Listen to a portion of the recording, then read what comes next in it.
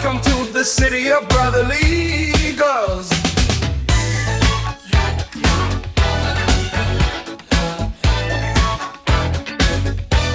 Ladies and gentlemen, this contest is scheduled for 4 rounds, heavyweights. Gentlemen, this is a Battlebots middleweight elimination contest.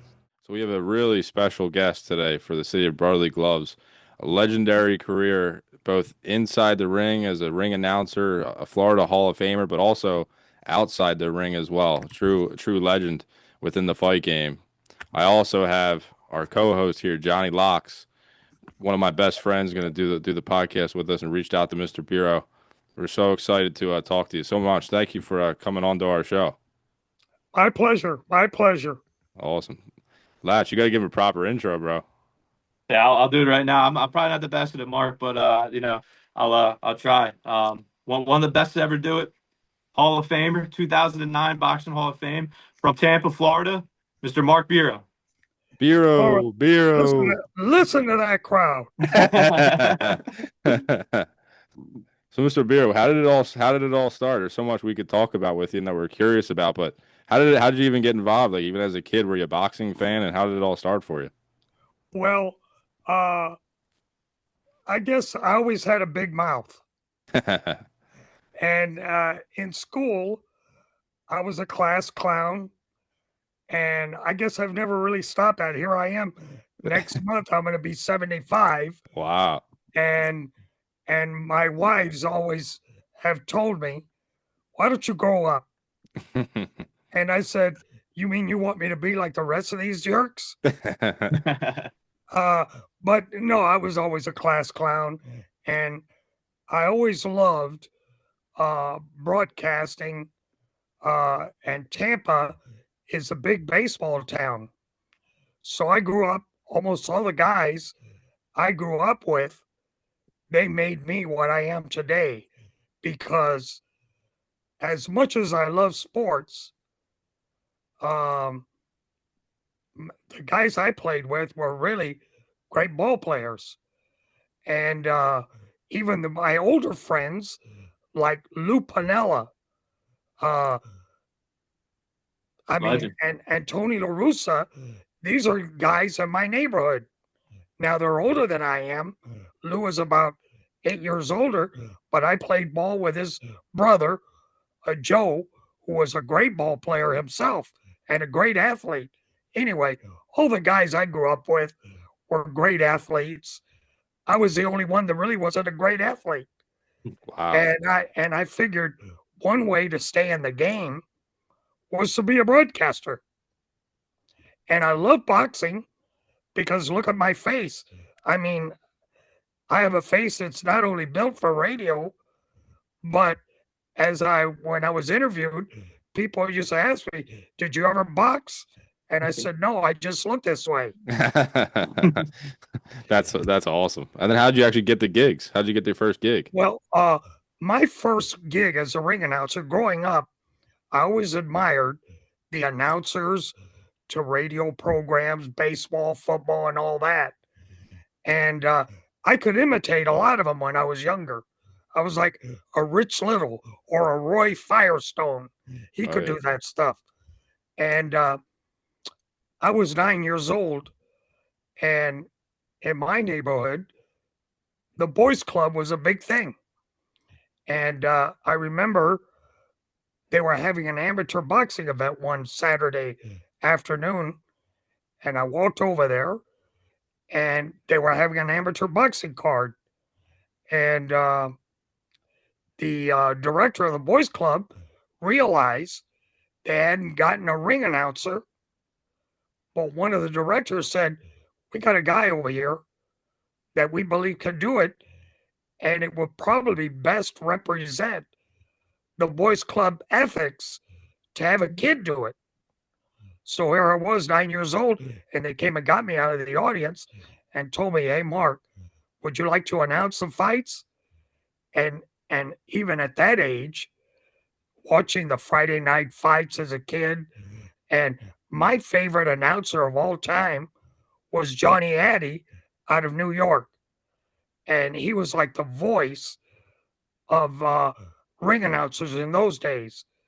In fact, a lot of people, if you look at it, he announced, he was the ring announcer for the first Ali Frazier fight Oh wow. and all the New York fights. And Crazy. and so I went in there and did it. And from that day on, I always got jobs by word of mouth. And I parlayed it into the job I started doing. And I was very lucky because that was always something I wanted to do. Wow. Well, those are the fights that you're referring to, where the gentleman you looked up to, they were the Gillette Friday night fights, right? Yes, and in those days, they used to have the Friday night fights, the Monday night fights. I think perhaps Blue Ribbon was the sponsor for one of those. And they had Wednesday night fights. So they had fights 3 times a week on TV. And, when I was a kid, I used to bet a nickel with my dad, who was a big boxing fan. And we'd say, I'll take the guy with the white trunks. And he would take the one with the black trunks, whatever. And, but I always enjoyed that. I was always, as a boy, I had a subscription to the Bible of Boxing Ring magazine. And that was, man, I couldn't wait every month for that to be delivered. And, I was always interested in it. The Ring magazines. Yeah, I collect all. What was your favorite Ring magazine cover back in the day?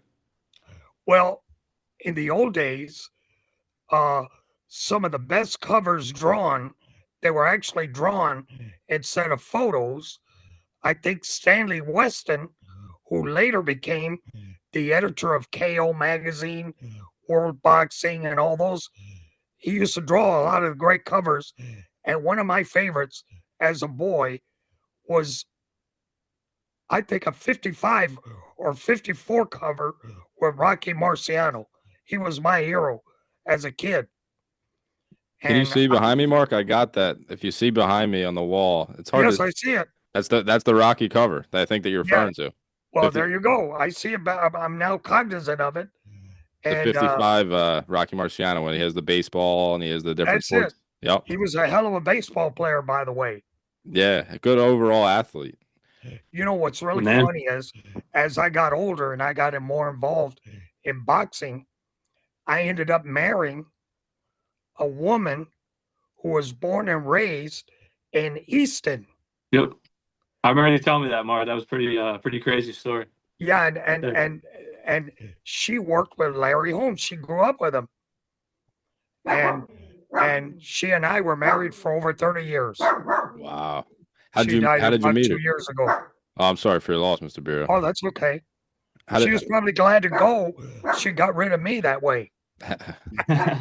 how did you guys meet? John was telling me that there's a really great story about how you guys met. Yeah, one day we got a phone call. I used to volunteer at an amateur boxing gym in Ybor City, and John knows where that is, in Tampa. And that used to be a real hub of boxing, professionally and the amateurs. Anyway, I got involved in that, and one day this woman comes to the door and she tells me, "Hey, Mark, we're interested. We heard a lot about the gym, and we're interested in bringing the world champion to Tampa. And how about if we arrange a boxing event with your heavyweight and heavyweight champion?" And I was surprised. And she said, "No, Larry Holmes. He's a WBC heavyweight champion at that time." And I said, "Oh, well, that's great. I've heard that Larry Holmes is a big boys club fan, and I was into that a lot. So that's how I met her, and we got together. It was quite interesting, actually. Wow. And I later became the chairman of the Florida Association. I was elected to 3 terms, and so I was really into boxing. I mean, I loved all that. Wow. And which I guess she must have been a big fight fan. Well, she knew her boxing. Yeah. I know she beat me in 3 fights. Sounds And, like a good woman to me. Well, sure. it just shows you what a bad amateur I was. Yeah. Yeah, but she knew her fights and she knew her history, and she was close to Muhammad Ali and Ernie Shavers, and she had a good rapport with a lot of boxing people that I knew. And I don't know, I was just lucky. I was at the right place at the right time. And by the way, I know you guys are in Philly, but to me, Philadelphia and Baltimore are my two favorite working class cities. I used to do a lot of fights at the Blue Horizon on Broad Street there. Oh yeah, legendary gym. And Russell Peltz was a big promoter, Hall of Famer, and a guy I really respected because Russell didn't believe in all these other organizations. He believed in the lineage of world champions, and he knew his fighters. And to me, he was one of the greatest people I've ever met, even though I would never admit that in public. Russell has all the old tapes and everything Oh, too, and the he's boxing got a little savant. museum. Yeah, oh Yeah. yeah, yeah, the old tapes, and he sells them, and he's known locally in the area. Like me and John have been to multiple boxing events, and he's always there. And so Mr. Peltz, and so he's still around doing a lot of the boxing stuff. Oh, I Not pro- know. I'm in yeah, touch with. He just celebrated a birthday a couple of weeks ago, and we're in contact. And uh, one of my favorite ring announcers was from that area, Ed Darien. And Ed and I, whenever I couldn't work a fight, I'd always recommend Ed Darien. oh, He that's was awesome. such a good guy. Speaking of Philly and Baltimore, Philly in particular, are you a big Rocky fan? Did you watch all the Rocky movies? Oh, of course. Yeah, of course. Yeah. I was always sad that I know in the succeeding movies, they ended up using some of the ring announcers in the business. And I was a little saddened that I never got a part in one of those movies. But that's how it goes, you know. I They mean, I couldn't imagine you doing it. Saying Clubber, oh Lang. man, Oh, and you know what's really funny mentioning Clubber Lang? I remember I did a fight in Boston, and the promoter, Dan Goosen out of California, that hired me to do the show, he hired me at the very last minute. And because he was trying to get Mr. T, Clubber Lang, to be the ring announcer. Wow. And HBO told him that if they couldn't get Buffer, and he was in Germany, he had a contract to do fights over there at that time. I was a backup guy, so I ended up doing the fight. wow, wow. Good. That's crazy. Now, Yeah. looking back on some of the all of this whole journey, what were some of the biggest fights that you announced? Well, my favorite big fight of all time was a fight between Danny Romero, and it was in Las Vegas, and Tapia. I really enjoyed that fight because that fight, in my opinion, saved boxing in Las Vegas because it came about 2 or 3 months after the debacle of Mike Tyson biting Evander Holyfield's ear. And man, that caused an incredible upheaval in the casinos after the fight. Money was stolen. I mean, I heard there was close to $250,000 lost on the casino floor that night. Wow. And so Vegas was very apprehensive about having fights there anymore. And luckily, Caesar's Palace stepped in and they hosted the fight at the Staples Arena in Vegas. And I did that fight. I also did a lot of. I remember one fight I did on ABC out of Tampa was John the Beast Mugabe, and he challenged. Just goes to show you, my mind is gone. But Terry Norris. And that Terry was a Norris. big championship fight, and Norris knocked him out in the first round. Yep. I remember I made the introductions, and I was walking down the steps out of the ring. They rang the bell, and I heard bam behind me on the canvas. And I said, wow, I can't believe Mugabe caught this guy that quickly. And I turned around, and Mugabe was flat on his back, rolling over. He was knocked out in the first round. Wow. That's crazy. That was another fight I did. I did a lot of Evander Holyfield, a lot of fights that were not, that were number one fights on HBO and on closed circuit, but they're too numerous. I mean, I've done so many of them. Yep. I was very fortunate because I didn't come from Philadelphia or New York. I'm born here in Tampa, and yet I got to do a lot of fights. I remember somebody from Ring Magazine told me once that I actually did more fights than Michael Buffer and Jimmy Lennon. Wow.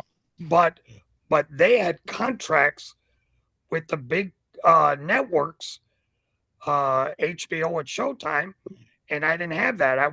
I was a backup for Buffer on HBO, and I did many fights. In fact, one of the fights I ended up doing that I remember well was when George Foreman knocked out Michael Moore to regain the heavyweight championship. And I did the undercard fights leading up to the heavyweight championship, and I ended up working with the TV crew on the international broadcast. And I had a wonderful time. I had just lost a job in Tampa. I used to announce highlight, and I talked to John about this. Highlight was a sport you could wager on. It's the world's fastest ball game, and I had just lost my job, and I ended up picking up this job as a substitute to be able to augment what I was losing in pay. I mean, and what was funny was I was a PR director where I worked, and I had arranged to have big fights broadcast into where highlight is played as a special feature. And I had just gotten fired, and here I was on the screen doing these big fights. And I was told by the people in the building that, boy, you should have seen the bosses that had gotten rid of me. They were so upset that here I was on the TV screen in their fronton announcing fights. But when Moyer suddenly was knocked out by Foreman, it was incredible. I mean, I think there's a Ring Magazine cover showing me with my mouth wide open, sitting at ringside, because I couldn't believe it. I thought he had lost every round leading up to his knockout. So I agree. Turn of events. You think there's anything like with that fight, like when I watch it back, like Michael Moore, lefty and everything like that, but to your point, there's something did look off about that. It looked like almost not a fix per se, but yeah. I'll tell you what was off about it. Foreman caught him. Yeah. I mean, he just caught him and caught him good. And Moore had thrown so many punches that he was physically exhausted. I remember Teddy Atlas really getting down on him in the corner between rounds about that he was coasting, but not to depend on that. He's got to finish strong. And here, bam, I think it was the 10th round that he got knocked out in. Yep. Straight shot down the pipe, too. Yeah. Yep. It reminds me of when my teachers used to hit me at school. Did you go to Catholic school, Mark? No, I didn't. No. Not even the Lord could save me. I went to public school, But what's really funny about that? I'll tell you a quick story. I was going on an airplane to Atlantic City to do a fight there, at one of the casinos. Mm. And I got on the plane, and I'm one of these guys that I know all my teachers' names from first grade through high school. And I noticed my fifth grade teacher on the plane, and her name was Mrs. Greco. And, I hadn't seen her in 20 years. And so I sat down. That day I happened to have a first class ticket, and I was sitting down, and here comes the flight attendant. And she said, "Sir, when we get up in the air, you can take your seatbelt off. There's a person that recognized you, wanted to see you in the back." And I said, "Oh, yeah, I know who it is." I didn't think she recognized me. So finally, I take the seatbelt off, and I go to the back. And as I'm approaching her, she goes, "Mark, don't you recognize me?" And as I'm walking toward her, everybody in the plane, their eyes and ears are open. And I said, "Yes, Mrs. Greco, I noticed you right away, but I thought you didn't recognize me." She goes, "Oh, yes. My husband is a big boxing fan, and we see you all the time on TV. And all these people are, they're not boxing people, but they're thinking to themselves, wow, there's a celebrity on the plane." And as I walk toward her, I'm kind of, a little embarrassed, but nice that she recognized me. She goes, "It's really nice to see you putting that big mouth of yours to work." That's funny. And the whole plane cracked up. And I went back to my seat, and the woman brought me a glass of wine. She says, "I think you're going to need this." Everybody in the back is cracking up. That's great. Yeah. That's funny. Me and John showed me the story of you said once you started doing Battlebots, you felt like the Beatles. Yes. I like that. Yes. Well, that was, I'm used to going to arenas in boxing and wrestling, and the people recognize me Of course. for what I do. I've never had a problem with that at all. But when I started doing Battlebots, I remember Russell Peltz, he cracked up when he heard what I was doing. And I'd walk through airports, and people would come running up to me. I'm not talking about kids either. I'm talking about grown-ups. "You're the robot guy." And I said, "Warning, warning." Anyway, but that's how recognizable. I said, "Man, now I know what the Beatles felt like to a much lesser extent." But it was incredible to be walking through a place like Denver and people running up to you and wanting your autograph and everything. And I mean, I think if I had charged to do that, I'd be a millionaire today. Wow. How does that feel like to be in that position? Like when people are coming up for autographs or photos, like after a while, does it get old or do you enjoy when people come No, up to you? I've always looked at it from the standpoint of a fan. If I admired somebody or was glad to see them, I always made sure I did everything I could to actually, even I couldn't sit down at that moment, I'd get the program, find out where they're sitting, and I'd go back to the seat and give it to them. I did that a lot in Wow. boxing and in Battlebots. Even giving us the time as two of your fans to do the podcast for us. I could see that.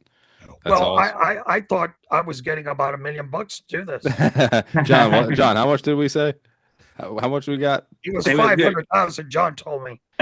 Mark, you got to talk to John about the money because he's the money man. He's the he's the wager king. He's Yeah. always, you got to bet I on got this the lightning fight. This on right fight. now. They're winning the chips. There you good go. There you go. Yep. No, I've always felt that if people are going to be that considerate of you, that you owe them something in return. That's awesome. That's awesome. And My even mother told me to say that.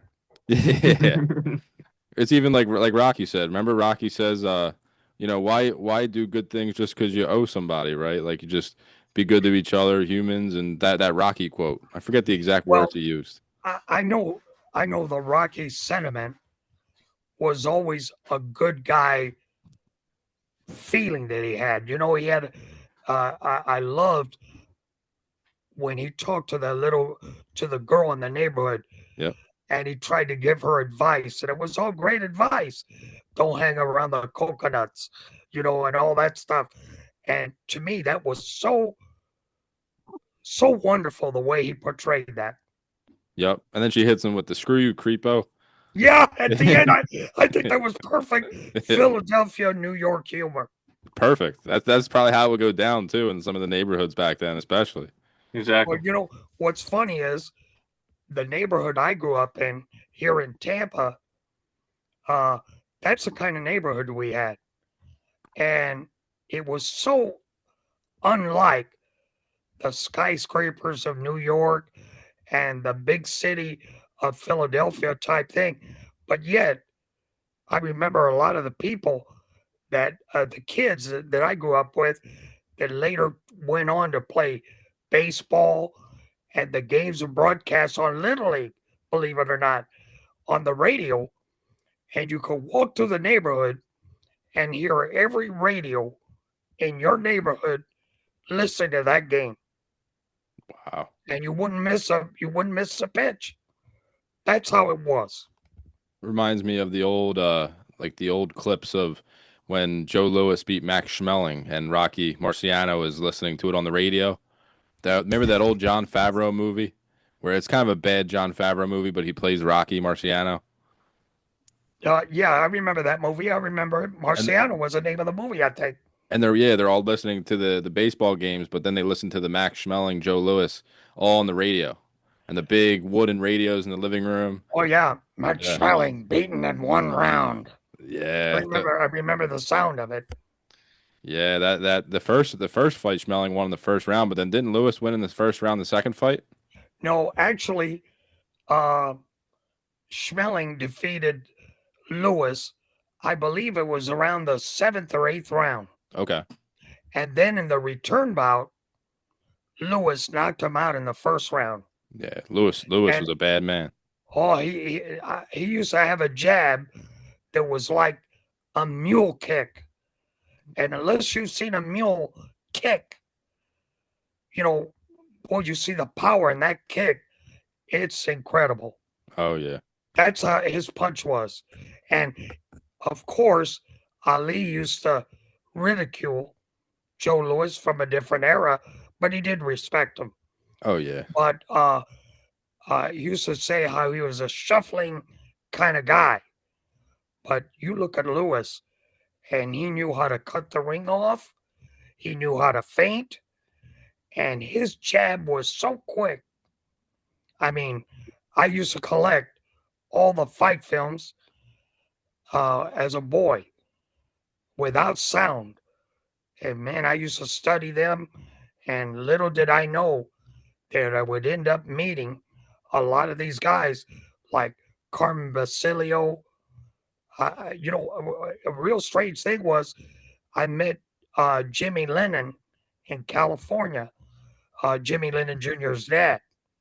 And a lot of people, I don't know why they don't know this, but Jimmy Lennon, he was a cousin of the Lennon sisters that used to sing on the Lawrence Welk show. Okay. And Wow. and I think I told John this, but Jimmy Lennon was the first ring announcer to wear a tuxedo in the ring.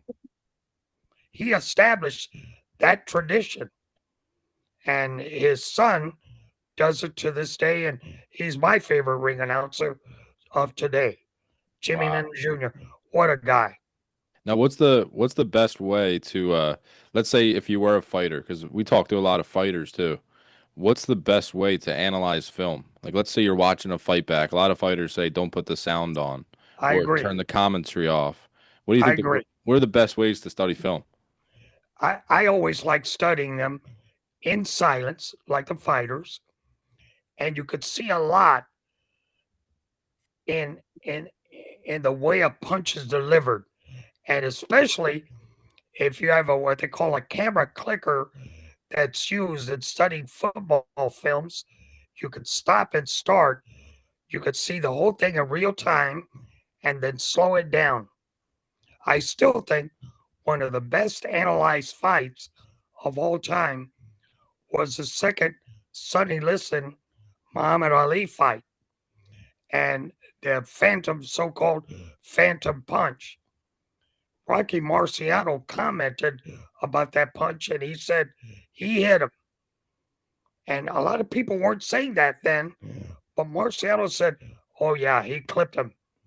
Now, whether that punch was enough to do the kind of knockout damage that it did, that's a different story. But Ali had nothing to do with that. Yeah.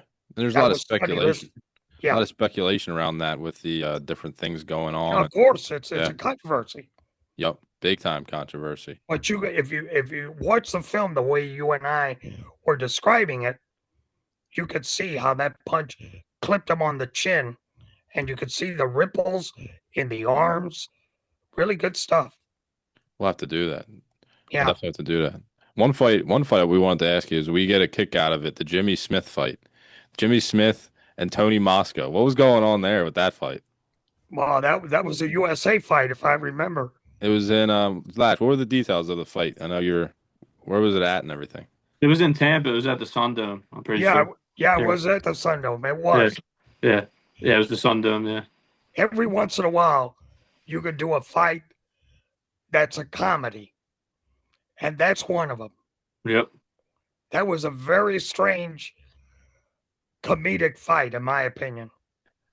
That was the craziest fight. That lives in infamy to this day. Like, Oh, it does. It should live in infamy. like where I don't know if you're allowed to tell us, but like where did he come from? Like, was he actually a 3-0 amateur? Like, was he a real fighter? Yeah, he really was. Yeah. But you never know it Yeah. by Oh my God. by watching that thing. I mean, that was disgusting. I mean, I've seen people clean bathrooms, and it's more legitimate than that. That's crazy. Do you know anything on his back? I know Tony Moscow was like he got an injury and he was like a pretty decent prospect. But Yeah, is there any Go ahead. background on Jimmy? Like who was he or no, afterwards? not really. Not Yeah. really. I mean, it just goes to show you, I haven't thought of that fight since it happened. Wow. Wow. But just like you, it had an impact on me in that, wow, I still wonder about that fight, wondering how the hell did they make this fight? How did And he have get it a on pro TV. license? How did he get a Yeah. license? How did he get sanctioned? It's unbelievable. I've seen a lot of strange things, and that's one of them. Yeah, the announcer was saying he looked like one of the characters of the Night of the Living Dead. I know we were talking about that the last George last time we were Romero. talking. Yep, exactly. Maybe George Romero could have used him in the movie Yeah, because that exactly. was strange. Yep. It's crazy. Yeah. I was Unbelievable. just, it's funny you say that. I was just looking at Night of the Living Dead today. Yeah. Yeah, Great it's a movie. crazy movie. Yeah. I can't believe I watched it when I was so young, and I just remembered obviously a classic film. You were telling me you had the chance to visit the cemetery where that was filmed Yes, at. Evan City. Yeah, Yeah. yeah. Dan, did you very- ever see Night of the Living Dead? Nah, I didn't actually. Nah, it's Well, a you pretty need to. Yeah, you do, man. It's an old school one. But Yeah, it's good. it came out in 1967. I think I told John. I remember taking my girlfriend to the drive-in to see the movie, and they used to have these drive-in movies from dusk to dawn. They'd have horror movies all night, and that movie came on about 9 o'clock in Tampa at the drive-in, and the ending is so incredible. To this day, when people haven't seen it, the irony of the ending is so incredible.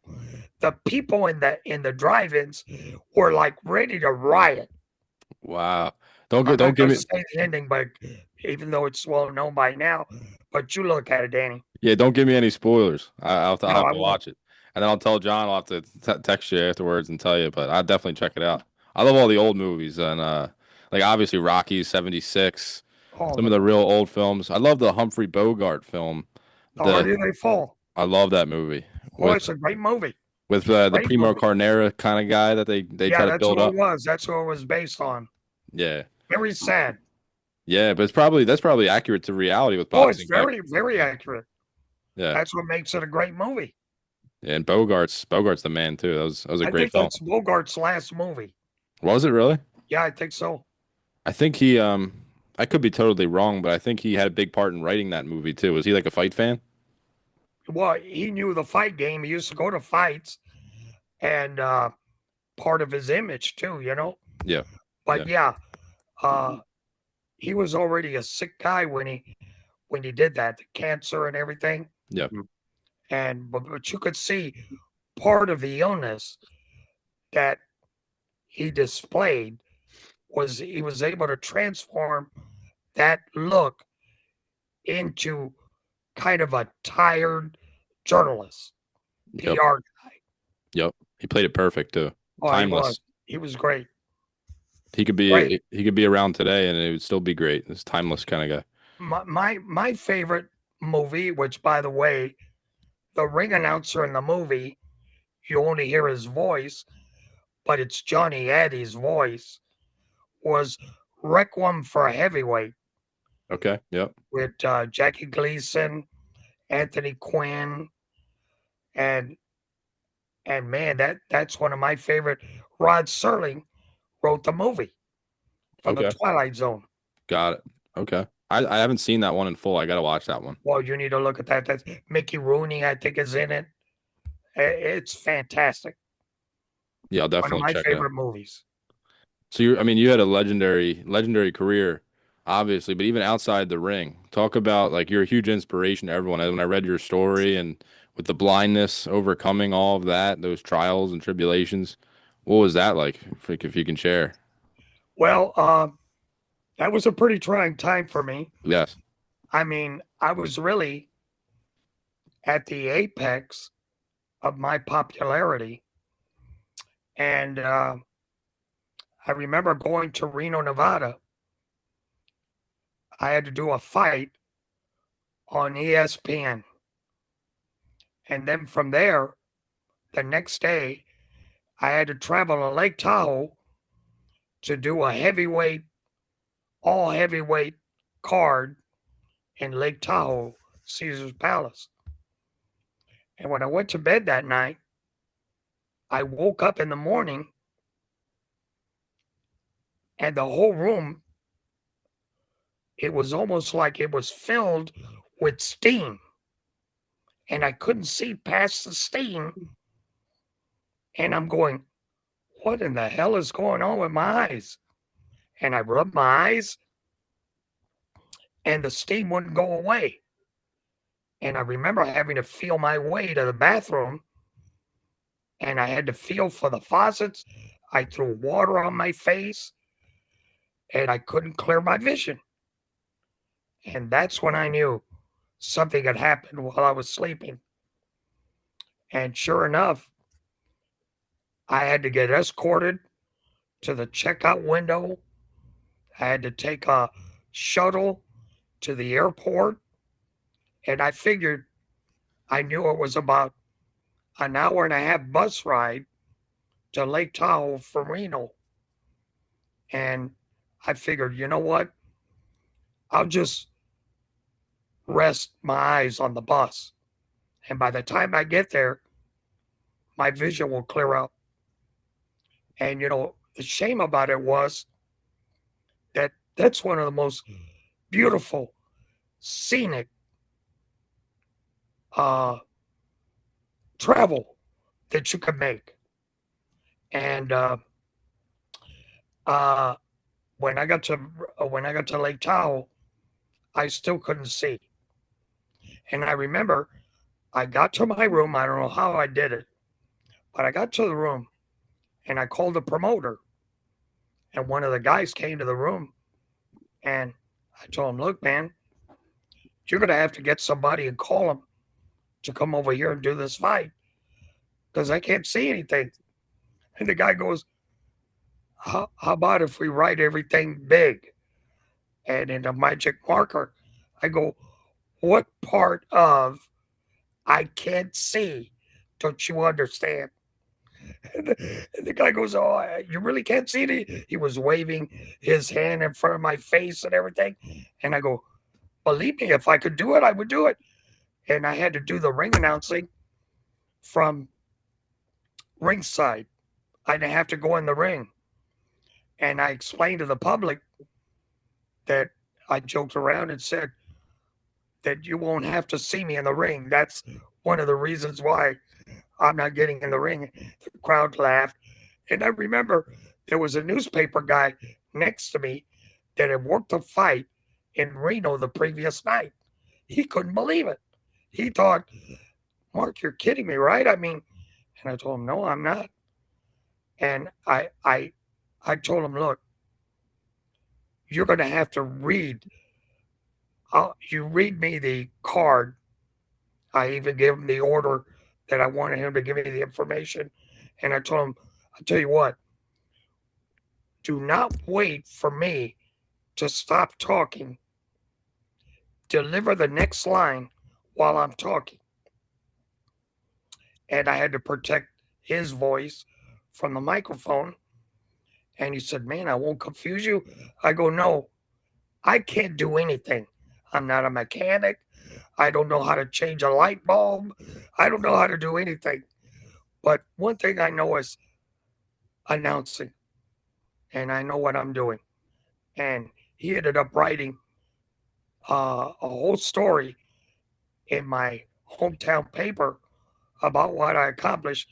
Little did I know that a couple of months later, Ring Magazine and their coverage of all the fights around the world, man, I could have raised $1 million just on their story. And I mean, I got all kind of calls from people from all over the country and all over the world. It was very nice that people really cared about me. And it took about 2 or 3 months for my eyesight to be restored. And over the next 2 years, I announced fights and I couldn't even see because I was going in and out of blindness. And I learned a lot about diabetes, that what causes the blindness is you bleed from inside your eye. Little blood vessels burst, and the blood causes the blindness. And boy, I tell you, that was a scary time. So after I must have worked 2 years blind from memory. And I remember when I had to work with the boxing commissions, they had to read the scorecards to me. And I told them, "Look, I already know the judges. Just tell me what each score is."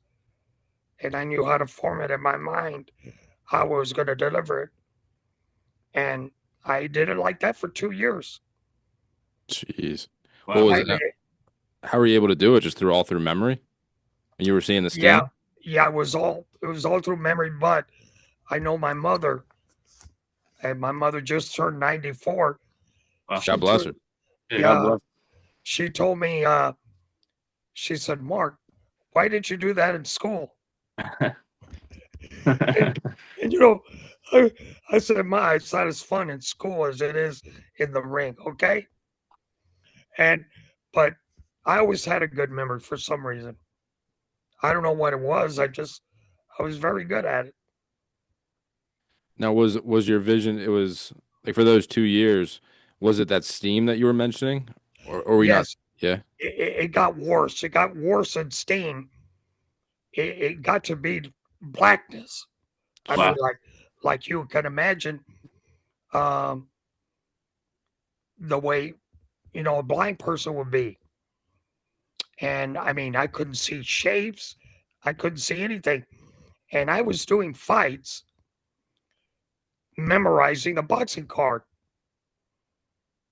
And that's how I did it.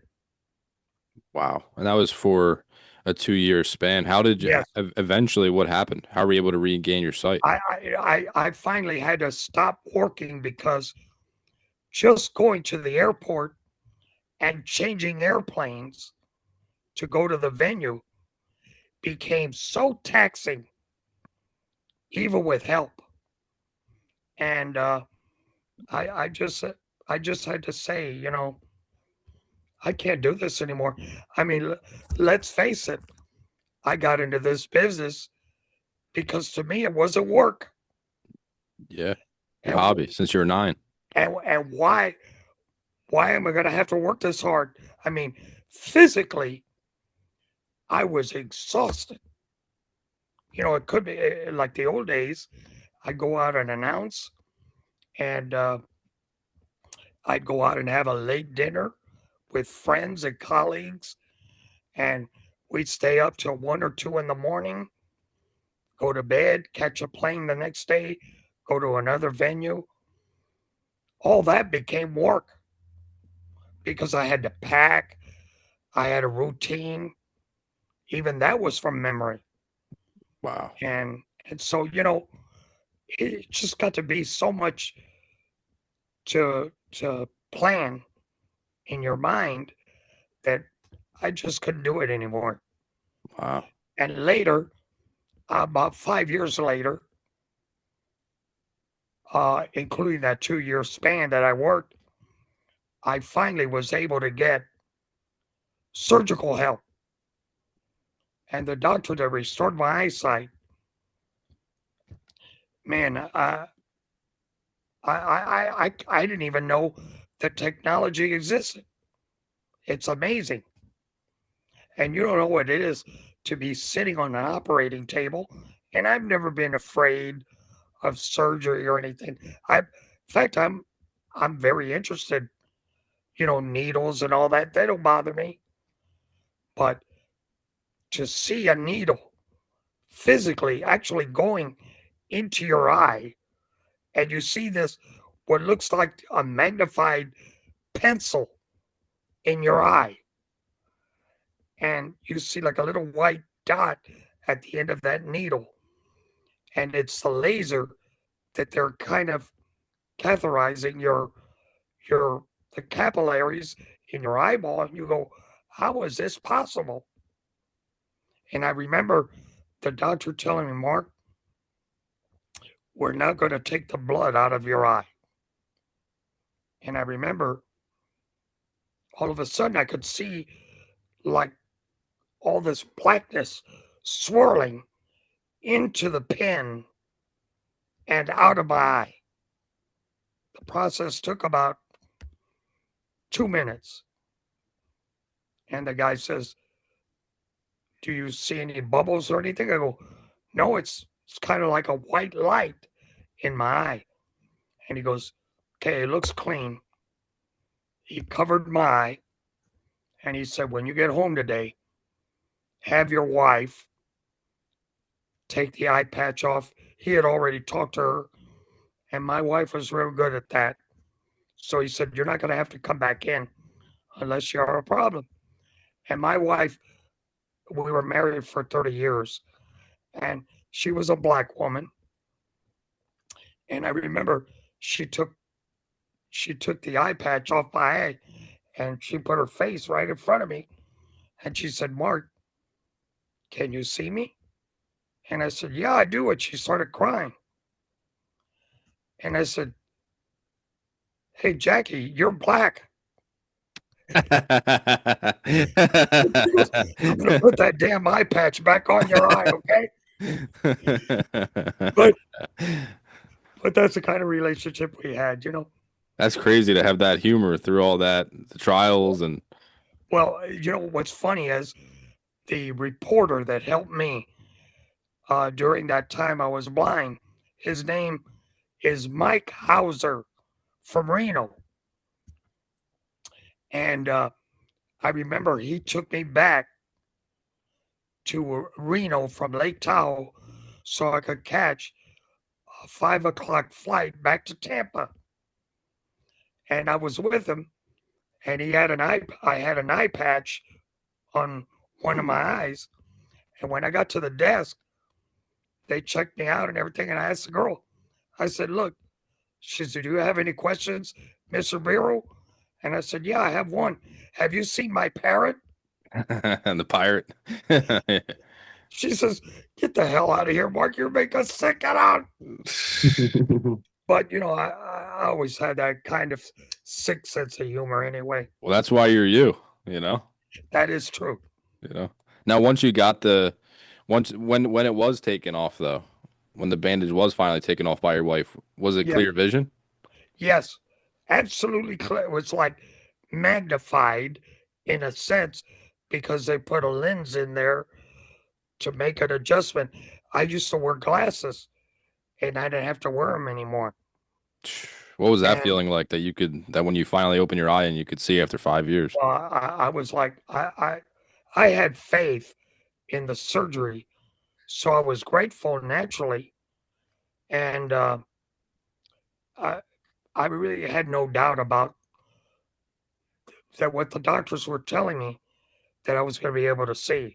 So, but what's sad about it is, I recently, since the death of my wife, I met a woman, a girl that I knew in junior high.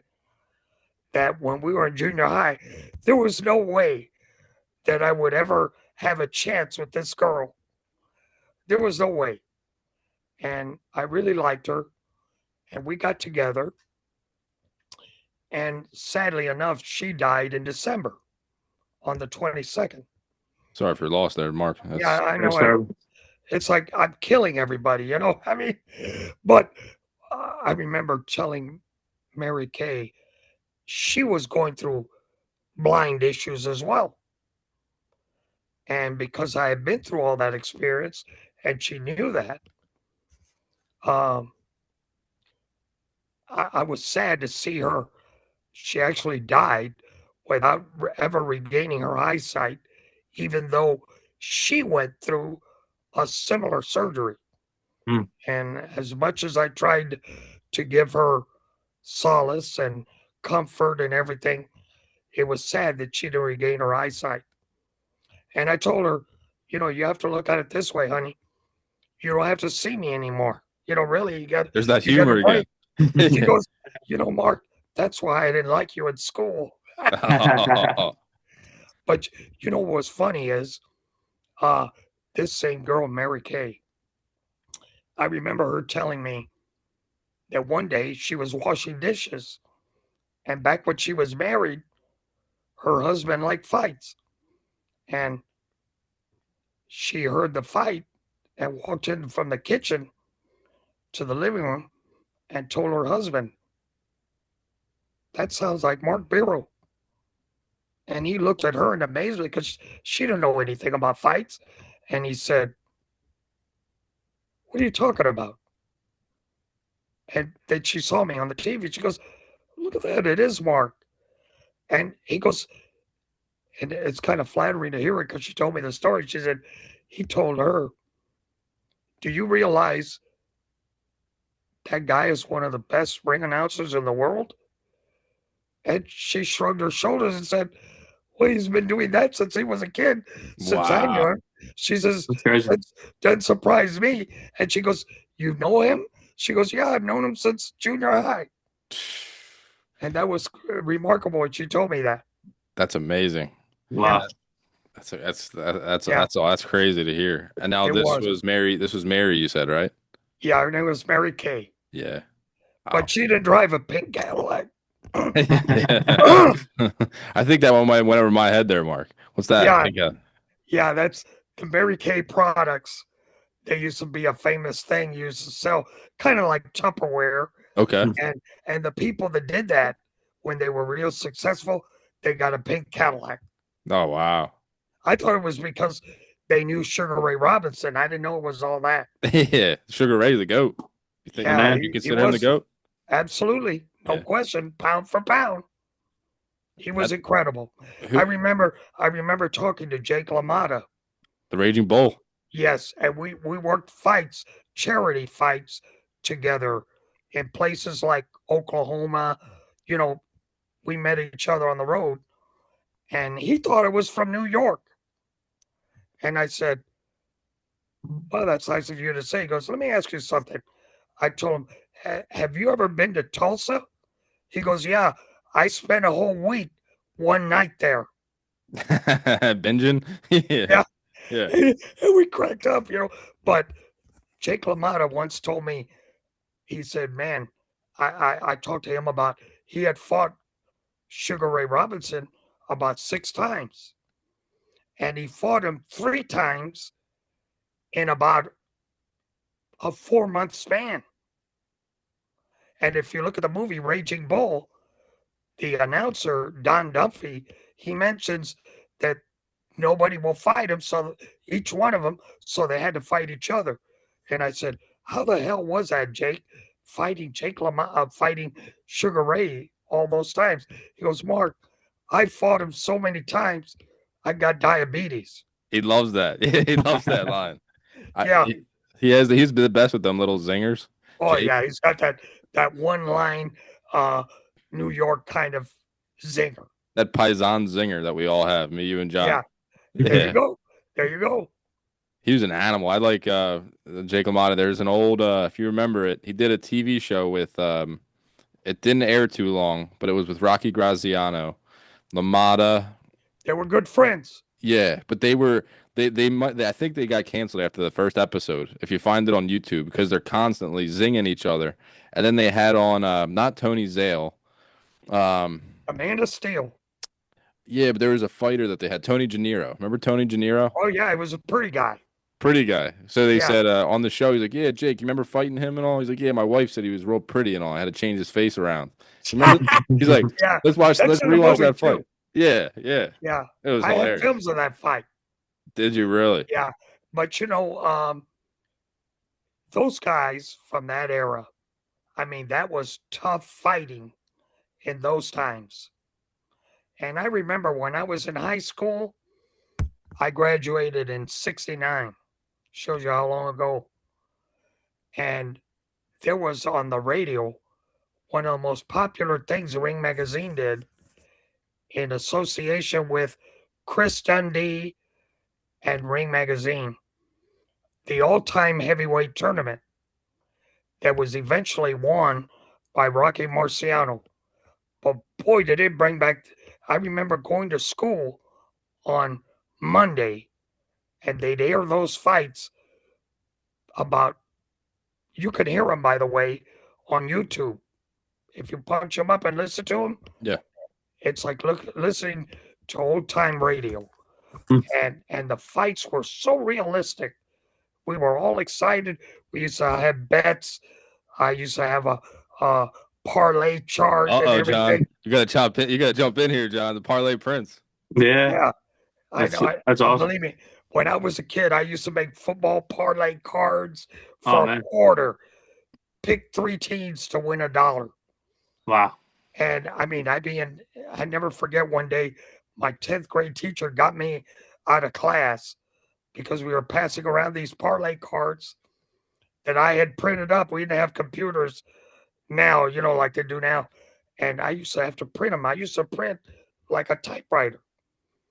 And I always told my teachers I was always neat because I never did my homework. I had plenty of time to be neat. And so I used to print up these cards. And I remember the Dean of Boys told me, his name was Lobo. He said, I want you to empty your pockets on the desk. So I took out all these quarters.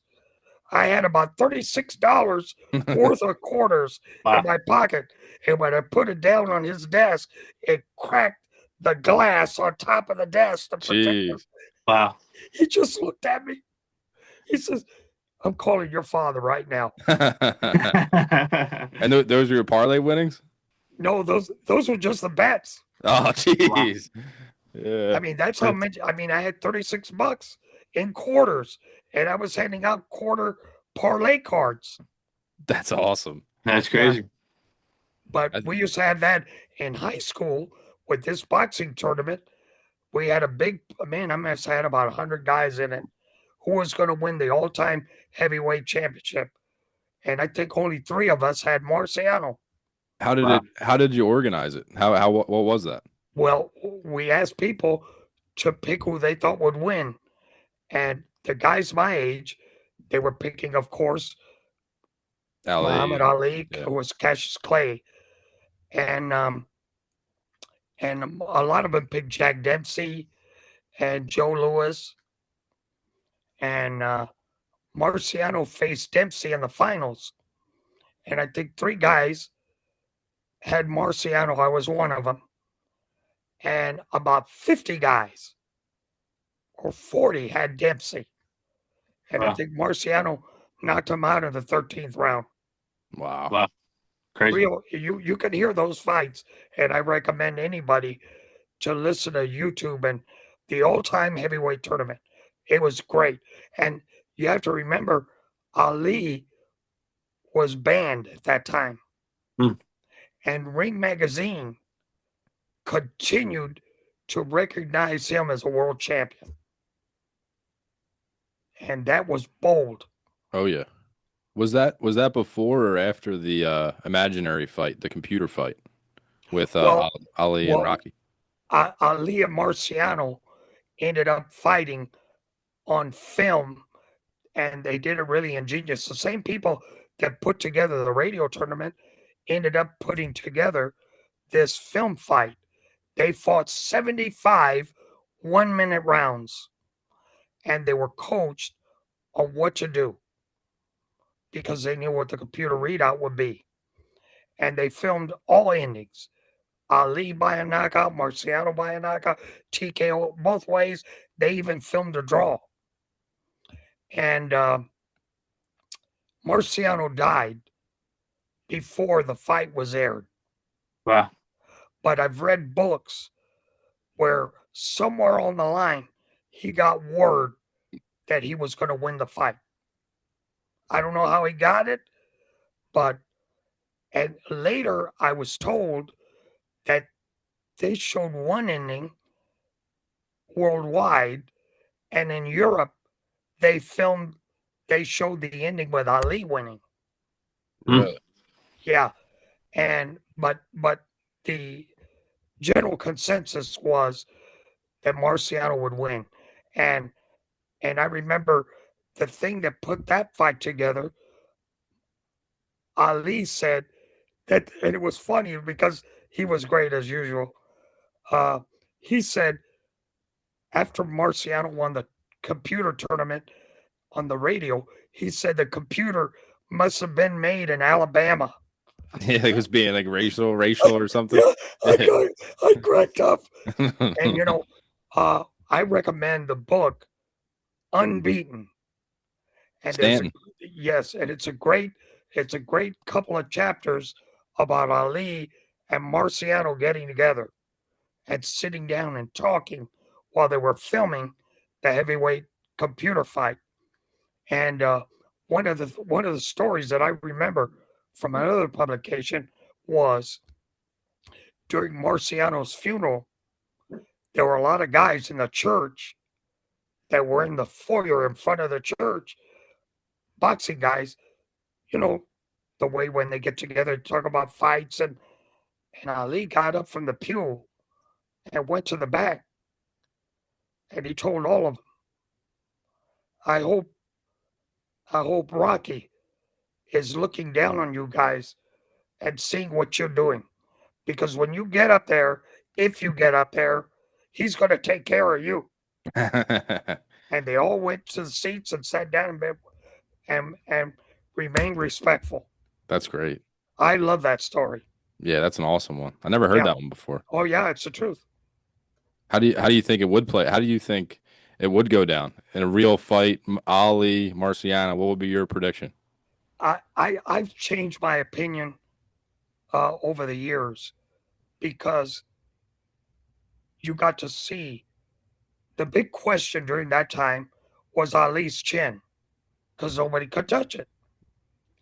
But I'll tell you, that fight with Frazier, the first one, convinced me that it would be a great fight.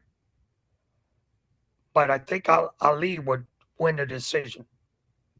That's I don't probably think the he could most. stop Marciano, No, but I always thought Marciano could beat him even in a decision. But I've changed that since.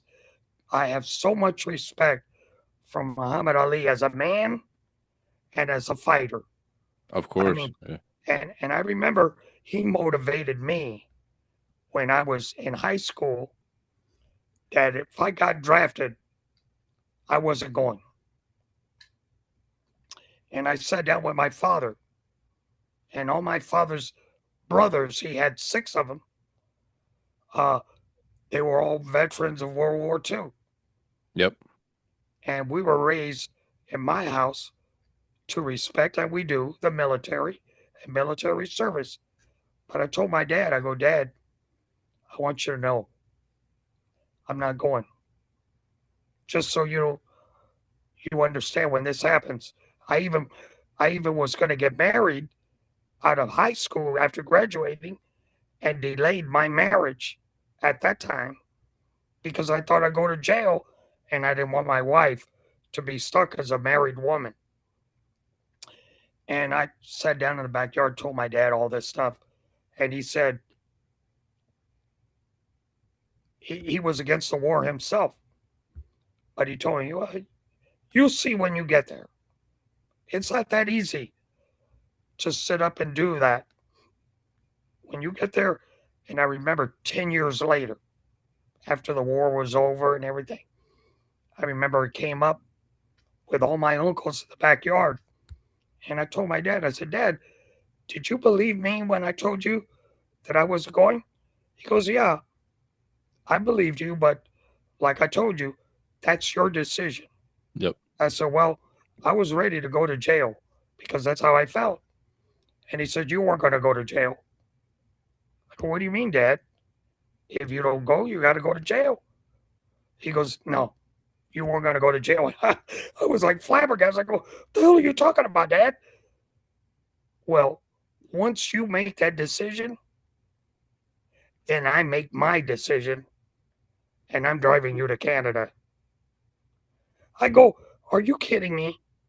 I'm worried about this thing all during this time, and you're just telling me? Yeah, because you have to make your decision first. And as a father, I'll make a decision after you. Yeah. And I always admired my dad because of that. I was lucky. I grew up with a father that and a mother that they were hip to what was going on. Yeah. And I mean all of that stuff. I was lucky to grow up with them.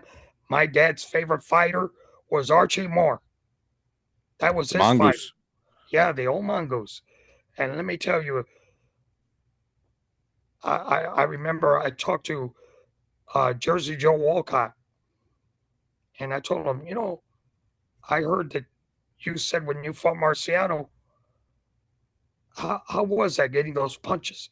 He goes, Mark, he hit me so many times and so hard that my hair hurt.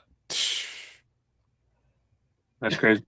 And so, I got to learn a lot hanging around a lot of these great guys, and I admired all of them. By the way, just as a trivial note, Jersey Joe Walcott was a referee in the second Ali Listen fight. Yep. That's a good trivia question too, right Yeah. there too. Wow. You know who the timekeeper was? No. It was the editor of Ring Magazine, Nat Flesher. Yeah. Wow. Wow. That's crazy. I got a trivia for you, Mark. Okay. Who rang the bell? Just ringing the bell, ding ding, in Rocky 1. Wow, that's a good one. I don't remember. It's a trick question. It was Sly's dad. Oh, it was. Yep. Yeah. And I didn't know that. That's a good one. It was just his father. Yeah. Just rang the ding I ding. I know Sly's brother Frank, and he was one of the guys singing on the corner, the human jukebox. Yep. Take me back. Do do do do. Yeah. Yep. Wow. Yeah. Very interesting. It is. You got me. I'm pretty good on trivia too. I got you once. You got us 100 times. I'm glad to do it. Believe me. like I said, when I went to school, as much as I knew that I wanted to do what I do for a living and to announce baseball, football, all that, uh, I always told everybody I was an A student when I went to school. I made all A's, a F, a D, another F. So I, I don't know. I was just lucky, very lucky. Lucky, and you said, but also, being in the right place at the right time, hard work, dedication, going Yeah, through he worked adversity, hard. consistency, showing up. Yeah. So And love doing it. Love doing it. Do you Love watch doing it. do you watch any of the fights nowadays, Mark? Yes, I do. Any of the guys, the modern guys you see that remind you of some of the old legends? Well, I'll tell you, I'd be probably saying an old name now, like Miguel Coro. Oh He yeah. was a great fighter. I mean, in my opinion, he was terrific. Canela, very good. Uh, almost any fighter out of Mexico or the Los Angeles area, fantastic. Garcia, King Ryan. Garcia, especially Garcia. Yep. Fighting this Especially weekend. Garcia. Yep. He's a stud. He's fast. His hand time is just insane. Ryan Garcia. He's not fast. He's sudden. Stud. Yeah. Yeah, Yeah. he is incredible. Yeah. But I mean, I've enjoyed the theater of wrestling. I've done a lot of that stuff. I remember I must have been about 21, 22, and I used to have this huge Latin afro. And one of the fighters, preliminary fighters, came in the ring and grabbed me and threw me over the top rope out on the floor. And I'm on the floor, and the ambulance comes, they get a stretcher, and they take me back to the dressing room. And the promoter comes in after a 5-minute break, and he tells me, "Okay, Mark, that's enough. You got to go out there and restart the card." I go, "I can't go out there." He goes, "What are you talking about?" I said, "How is it going to look? A 300-pound guy throws me over the top rope, and I'm a ring announcer, and I'm going to go out there and he said, "You're right." And he pointed to the guy that threw me out of the ring, and he said, "That's his pay is coming out of your pay." And the guy said it was worth it to Jeez. throw him over the top rope. Who was it? Was that Hogan? By any What's chance? that? No. No. He's a Tampa guy. Mm. Hulk Hogan. Yeah, he is a Tampa guy. Yeah, Terry Clearwater. Bollea. Yeah. Yeah, I'm a little older than he is, but Yeah. you know what? We had great wrestling here in Tampa. Yeah. Tampa was a big wrestling town before the Buccaneers, before the Rays, before professional sports, the Lightning, all that. I mean, we're a good sports town. We still have a small mindset. I mean, it's not like Philadelphia, in my opinion, which is a great football, baseball. I mean, it's a sports town, and boxing, Boxing. Yep. and what's the other guy? And Baltimore. I think I told John that I was a big Baltimore Colts fan growing up as a kid. Johnny U. Johnny Unitas was my hero. Yeah. Yeah. And I remember the announcer for the Baltimore Colts was a guy named Chuck Thompson. He was great. Absolutely fantastic announcer. I knew Harry Callis and John Facenda of NFL Films. I used to know the announcers for the baseball and football teams as a kid growing up. We studied your craft, your future craft, without even realizing it. Well, I always loved voices. When I was a kid, I'd imitate the voices. I can't do them now, but I could do everybody. I could do my school teachers. I used to be able to do the intercom and page teachers to the office as if it was coming from the intercom. And all my school chums knew that. Mark, did you ever think about writing a book, like about all these stories and your whole journey and everything? Yeah, I've had a couple of people call me and want to do it, and I do it, but I really thought, why would they want to read about me? I mean, just a regular guy growing up and trying to get by. Uh, Yeah, but I I think a lot of people would love to read it. Like honestly, at the end of the day, everyone's a regular human, but some people live extraordinary lives, and there's a lot we can learn, from legends like yourself. I think you get a ton of people interested. well, if you know anybody in Philadelphia that would like to do it, they can always call me. You can pass on the, I'll send you a percentage deal. Yeah, yeah, You might make $3. yeah.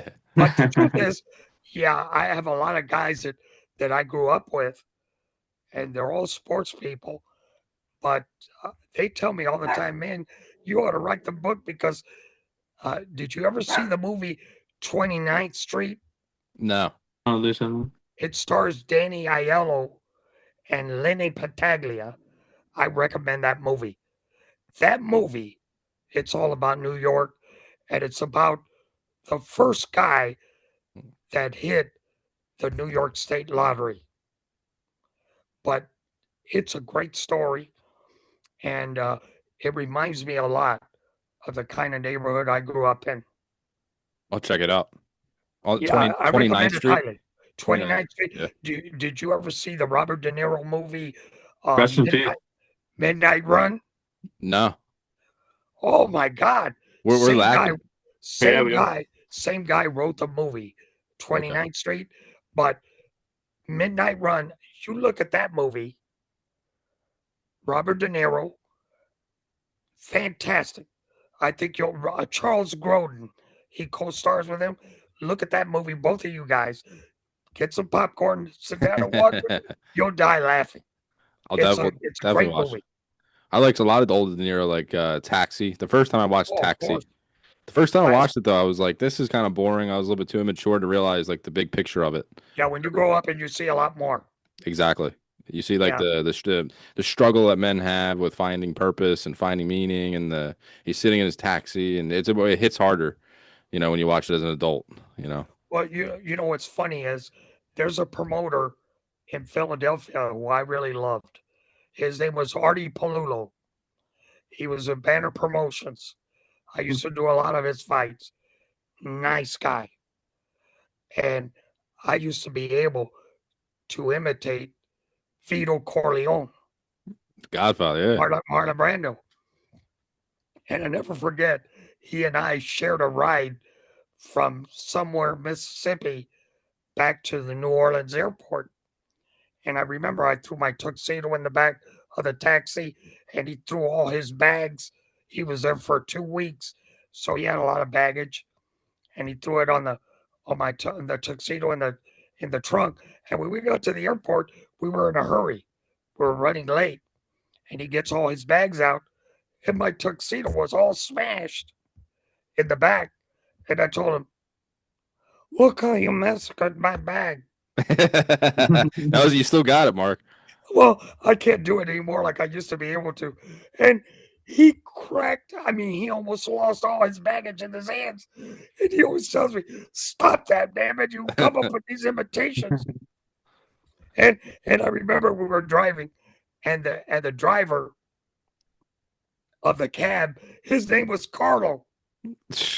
And I pointed to his ID, and Artie was sitting next to me. And I just leaned forward. I said, "Hello, Carlo." and Artie couldn't take it. I mean, Artie was such a good guy. I That's wonder hilarious. what's happened to him. Haven't seen him in over 15 years. If you had to say, what's your top 5 movies of all time? I know you're a movie guy. Top 5 all time. All-time favorite. One Flew Over the Cuckoo's Nest. Oh, that's a good one. That's a great one. I remember reading the book. Oh, that was a great book. Yeah. Great book and a great movie. Yeah. I must have, before VCRs and all that, I went to see that movie 13 times. Wow. I took my father, my mother, my best friends. We all went to see that movie. And man, it won numerous Academy Awards. And it's still my favorite movie of all time. In the top 5 in no particular order. Of course, The Godfather. But I also like Diner. Have you ever seen Diner? Never seen Diner. Okay. That's a Baltimore movie. Mm. And what's his name? The guy that did Rain Man, Barry Levinson. That was his first movie. Steve Gutenberg, Kevin Bacon, all these guys. That was their first movie. Wow. I recommend it for you to see, especially when I saw it.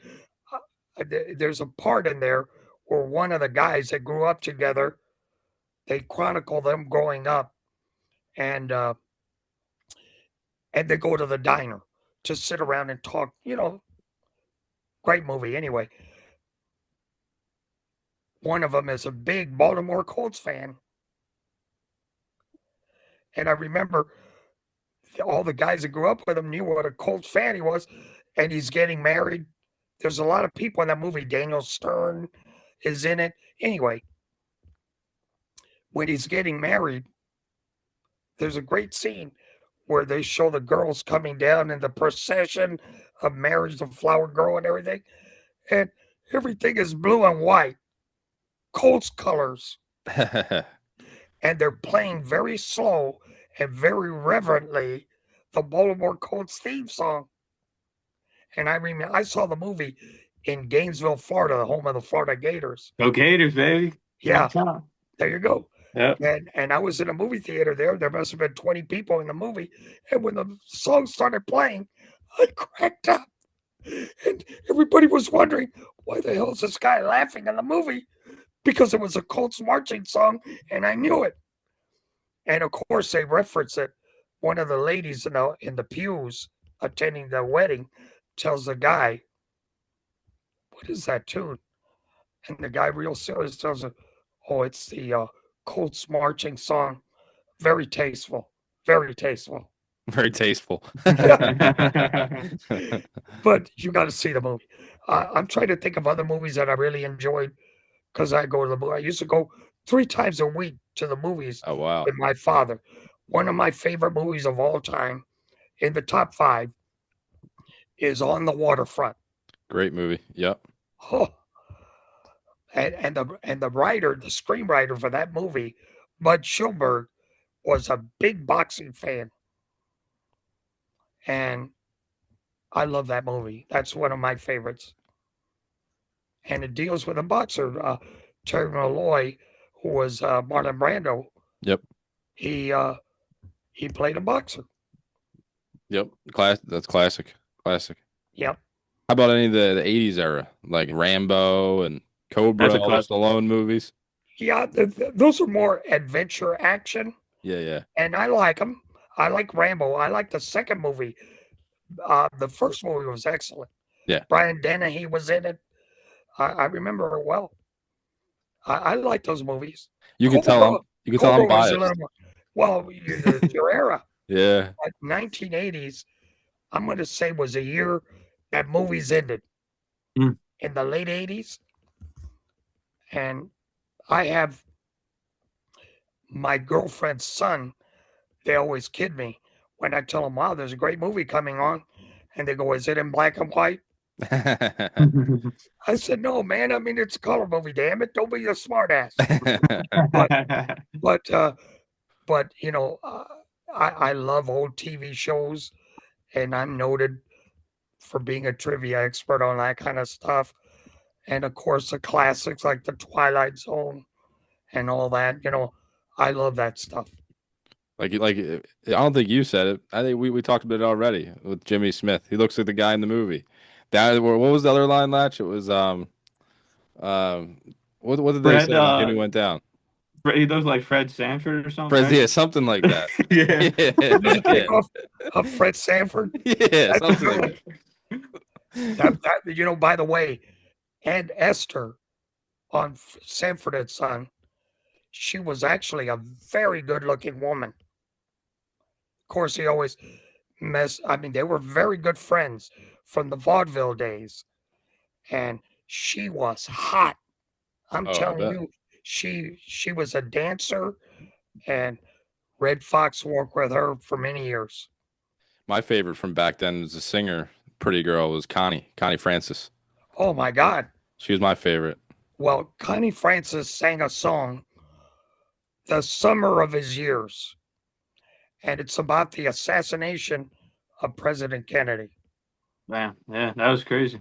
Yeah, and you can listen to that song, and Mm. I mean, when I hear it today, I cry.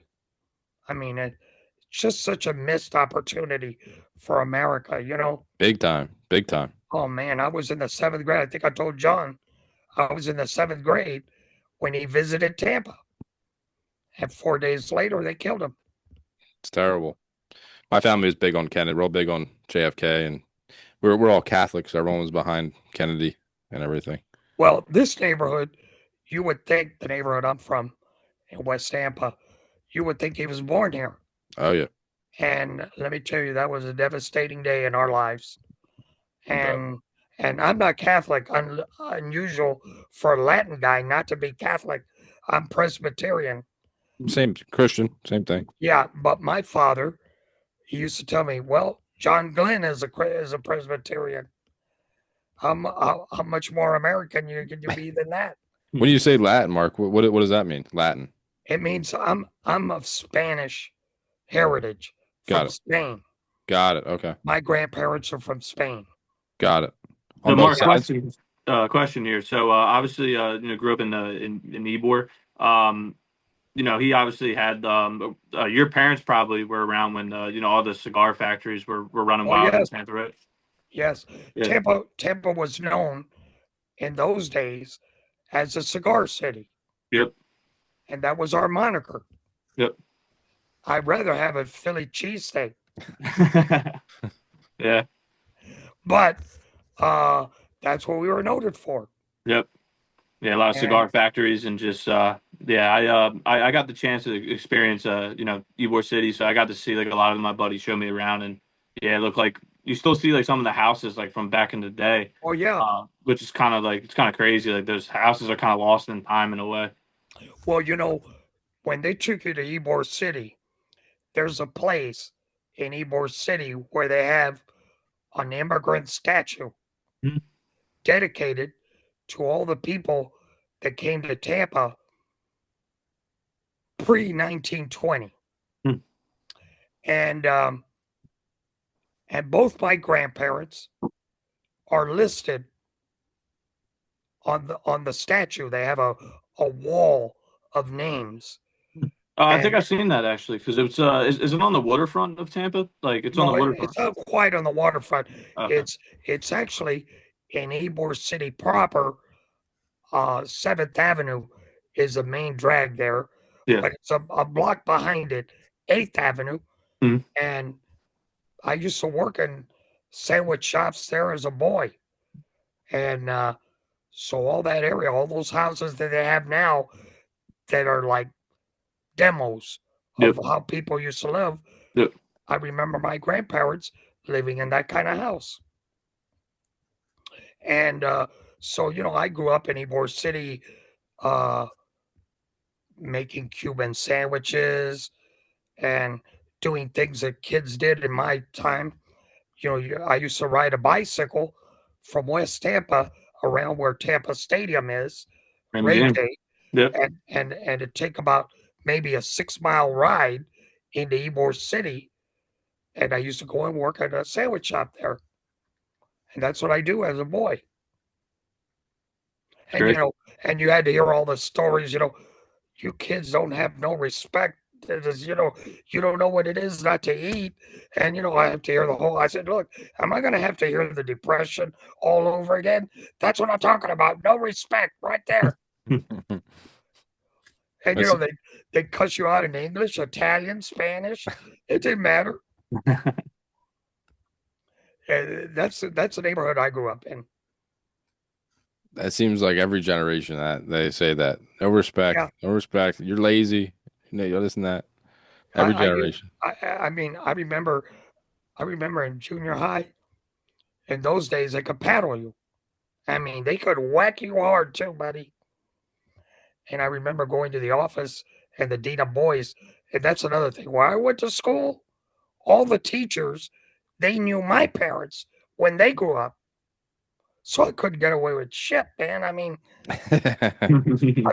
So when I remember one time I got sent to the office. I don't know, doing some teacher's imitation or something, and and the dean of boys told me, I've had it up to here with you. I'm going to give you a choice. You either get 2 whacks or we call your mother and father. And I said, well, if you call my mother and father, I'm going to get more than 2 whacks. So I'll take the 2 whacks. Jeez. And he said, you're going to get 4 for that answer. Wow. I go, wait a minute, sir. I mean, you just made a deal. This is not a place you make deals, son. I'm the dean of boys, and you're going to get your butt over here, put the hands on the desk, and take it like a man. He whack one side, come back the other way, whack you the other way. He had a hell of a backhand. Jeez. You think we should go back to that, Mark? Go back to the little, not maybe not that extreme, but a little bit more discipline. I always thought that, everybody went through that. And actually, I was kind of a bookwormish looking guy that I got away with a lot of stuff because the teachers that didn't know me couldn't imagine that I did that stuff, that I finally got caught for. And the thing is, in those days, here I'm sounding now like an old timer, I guess. And it was a lot different. You would die before you wanted your mother and father to know what was going on. You know what I mean? Oh yeah. I mean, and in my neighborhood, you don't rat on anybody. Oh yeah. Code. And what was funny was by the time we got to the 9th grade, my best friend, my oldest friend, Albert Rodriguez, he and I did everything together. We still see each other. But I remember he started the fad to tell on everybody. And one day we're in the 9th grade science class, and the teacher says, Mr. Rodriguez, keep your mouth shut. He said, just out of nowhere, sir, it wasn't me, it was Lee.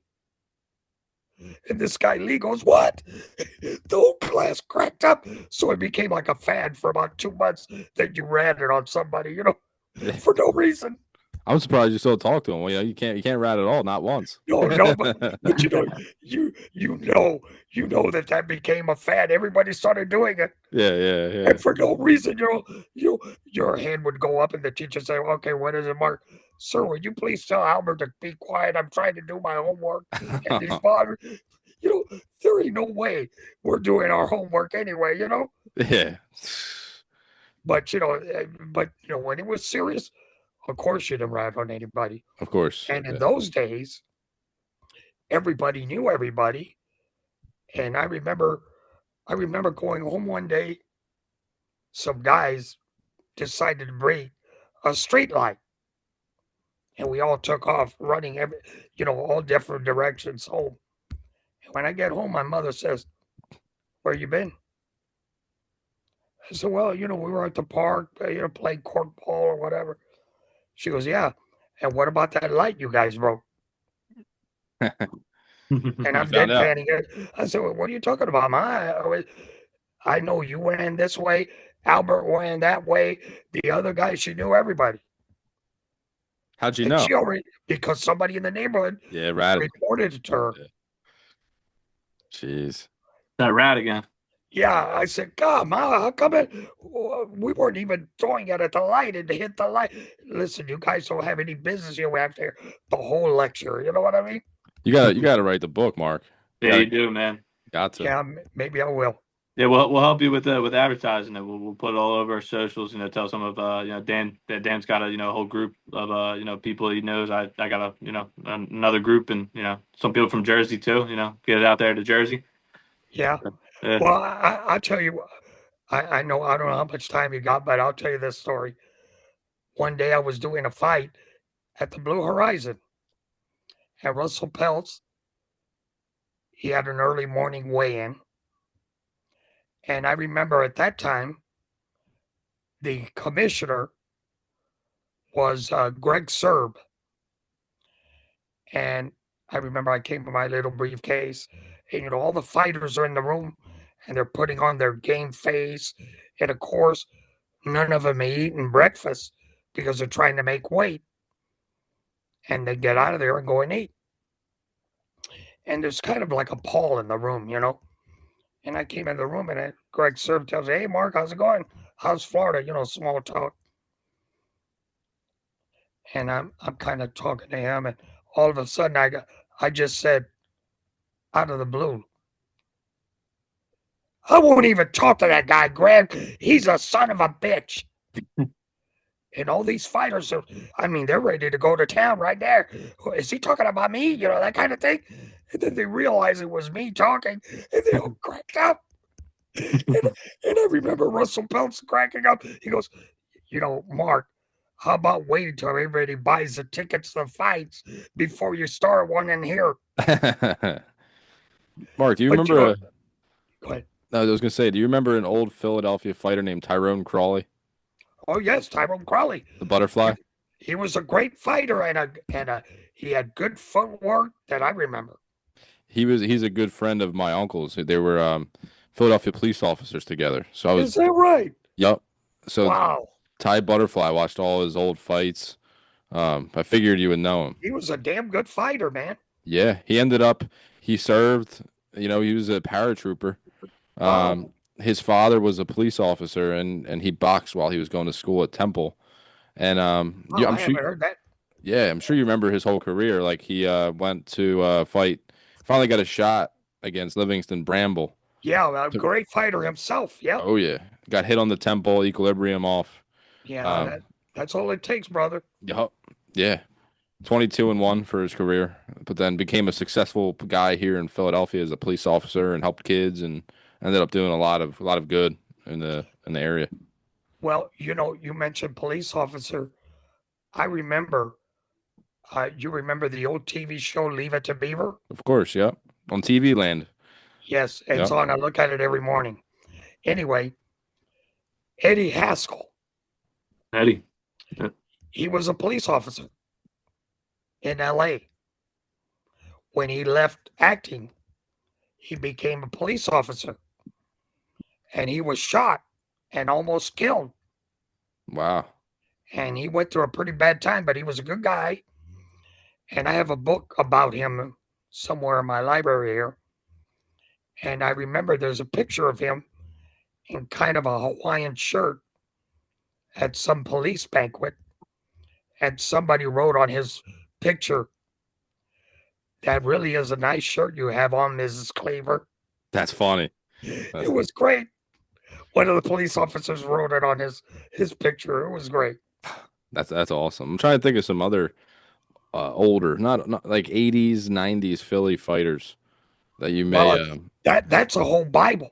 That's a whole Bible. Tim Witherspoon, Oh my God. Terrible Tim. I'll go down the tell you who list. fought there that I really admired.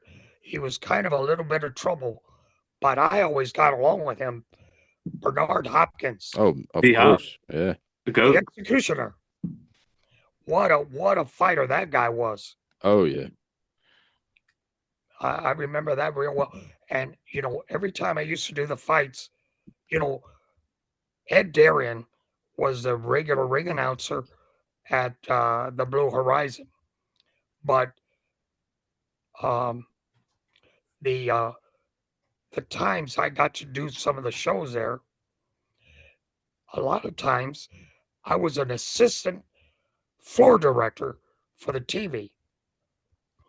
And man, I used to love going to the fights there because Russell was such a professional and a detailed person. Not only did he know the fighters and knew the fighter styles, he was a journalist, and he ran the show the way I would run it, Oh, yeah. except he would do it better. He's a big legend here in Philadelphia, Mr. Peltz. He yeah. should be. He Yep. should be. When if you ever talk to him, tell him that Mark said he's a jerky boy. I will. He used to love. He used to love when I used to bring the tapes of the Jerky Oh, Boys. they're the best. They're the He best. he died laughing with that. Saul Rosenberg. Yeah, so it's Yeah. it's very hurtful. Yeah, it hurts. It hurts my it hurts my hands. Yeah, Yeah. Should I bring all my glasses? yeah, Yeah, and and he's gonna shoot me in the nuts. yeah. Yeah, I got them all up on the roof. They're banging away and chipping away at the roof. Should I I, fling one of them off the roof?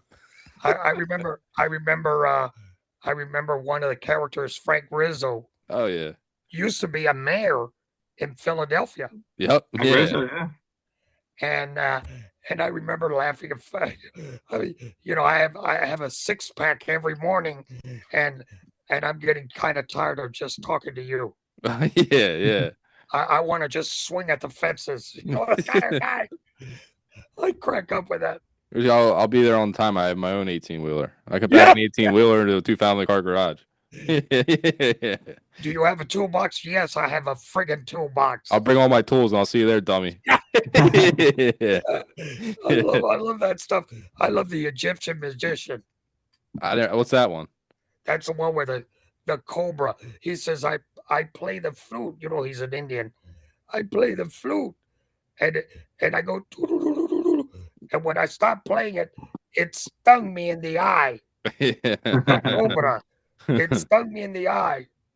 John, you got to see the that Jerky Boys clips. They're the best. They're prank calls. Yeah, Yeah. I love them. They're the best. Yeah, I gotta take a look at them. They sound Oh, yeah, they're the hilarious. best. They're online. They're online? They're on YouTube. Yeah. Yeah, I'll definitely check them out. You'd Yeah. like it a lot. Look up Jerky Boys Frank Rizzo on YouTube. Jerky Boy Hilarious. Frank Rizzo. Yeah. The guy that I really admired in radio, and maybe you guys ought to listen to him once in a while. I think he has some kind of an app now, but he used to be syndicated.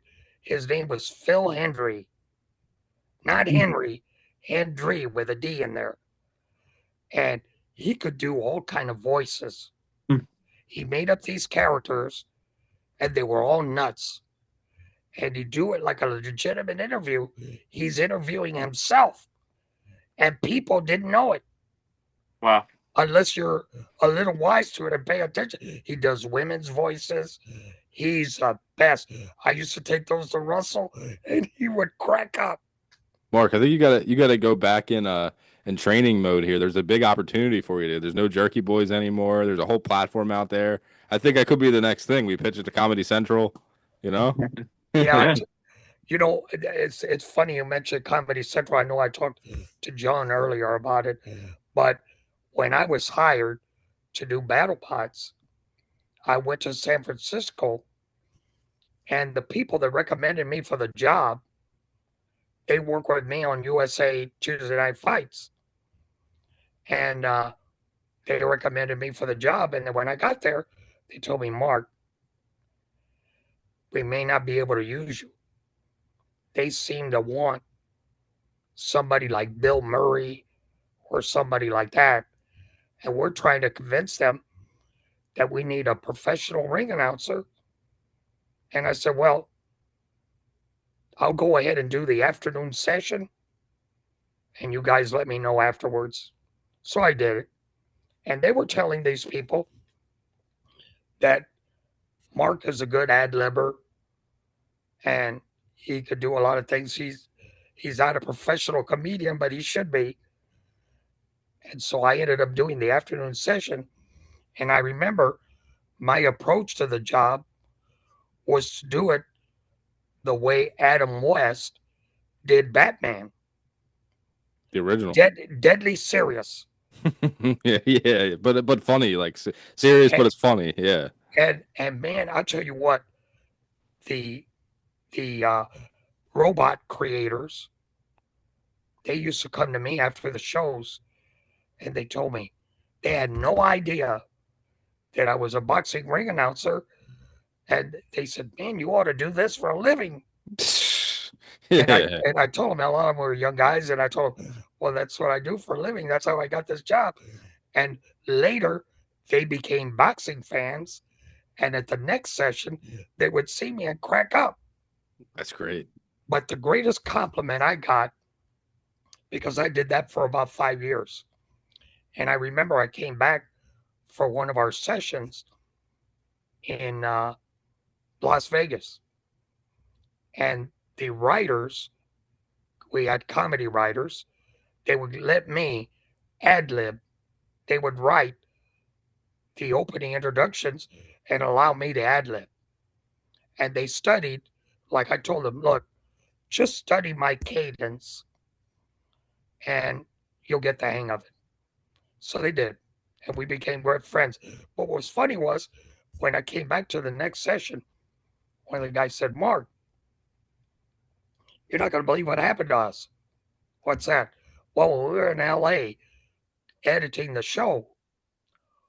The actor, you know who the actor Paul Sorvino is? I said, yeah, Paulie in Goodfellas. And they go, yeah. And I also told them this. I go, you know, believe it or not, the first time I ever saw him, he was the evangelist in the movie Oh God. It's a good memory right there. Yeah, that's crazy. and you go, well, Mark, you'd be very happy to know that we were cutting the tapes and we were down the hall from what he was doing something else. And he came out of that room and he said, is Mark Beiro here? And they all looked at each other like, well, we're running tapes of a show we're doing, and that's his voice. And back, he goes, I knew it was his voice. He said, let me tell you something. That guy is the best ring announcer in the world. And the guys were all stunned because, you know, they all knew me from boxing, but they didn't think it was that impactful. So when they told me, I wrote him a letter telling him who the hell did he think he was talking about me behind my back. and he wrote me a letter and an autographed picture and thanking me. And the other guy that was very warm to me was Burt Young. Paulie, yeah. And I did a show in Vegas, and he came up to me at ringside with a little smile, but he looked more like the figure of the Pope of Greenwich Village. He's in that movie. You need to get that movie and look at it. Definitely, yeah. Well, what's her name, though? The woman, Julia Roberts? Okay, yeah. Her brother is in it. Okay. Paulie, but Paulie, he plays like a mob guy. And you got to see that movie, The Pope of Greenwich Village. Write that down, John. So both you guys could go rent the movie. It's a hard movie to get, but it's an excellent movie. Definitely watch Anyway. it because Burt Young's the man. Yeah. Oh, he was great in that role. I always liked the way he threw the turkey in the alley. Go get the bird. Go get the bird. That was great. And Talia is great in that too. Adrian, she's she's Talia always Shire. great. Oh yeah. She's always great. Godfather too, right? Yep. Yeah, absolutely. Yeah. You know, and her transition to what she became in Godfather 3 was incredible. Oh yeah. Totally different. Harden. She was great. Yeah, I loved everybody in that movie. Yeah, around Philadelphia, that whole series is like Bible, you know? Of course it is. Yeah. Of course it is.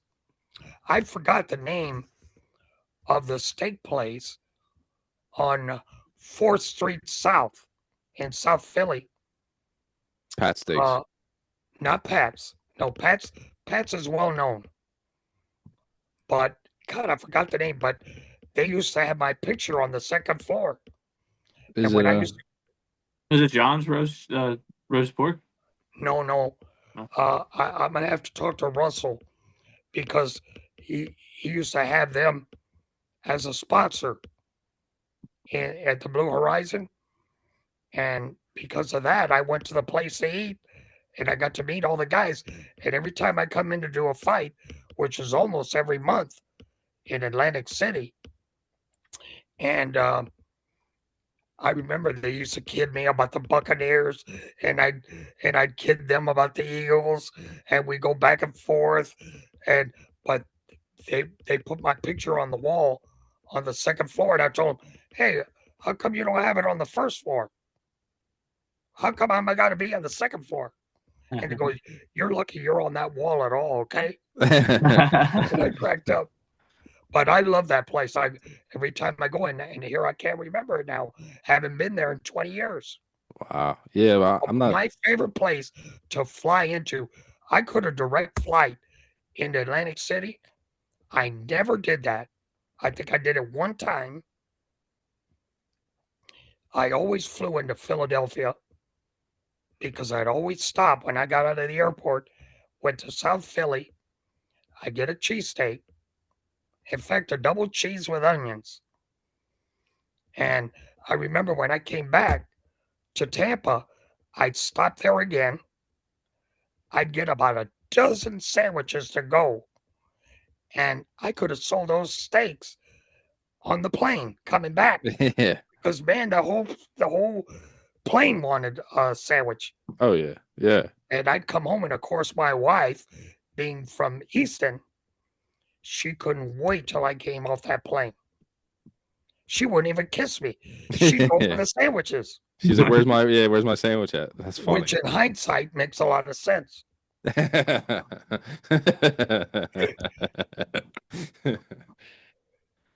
Awesome. But anyway, that's the way it was. I mean, you know, I know we've been on all kind of topics, but I got to tell you, man, the time I spent in boxing, and I still do it around here, but it's a different game now, and it's controlled by different people. I have nothing against any of them, and but the time I was doing all that was the best time of my life. It's hard to imagine that I was getting good money to do all that. And I mean, I was living a dream. And the people I met along the way, somebody like Russell Peltz and Artie Palulu, they were as different as night and day, but all wonderful people. I love them. And I owe so much, and I met so many people. I mean, just think about it. I'm a kid from West Tampa, and I'm over there at the Olympic Auditorium in LA announcing fights. And I went and did fights in Miami under Chris Dundee.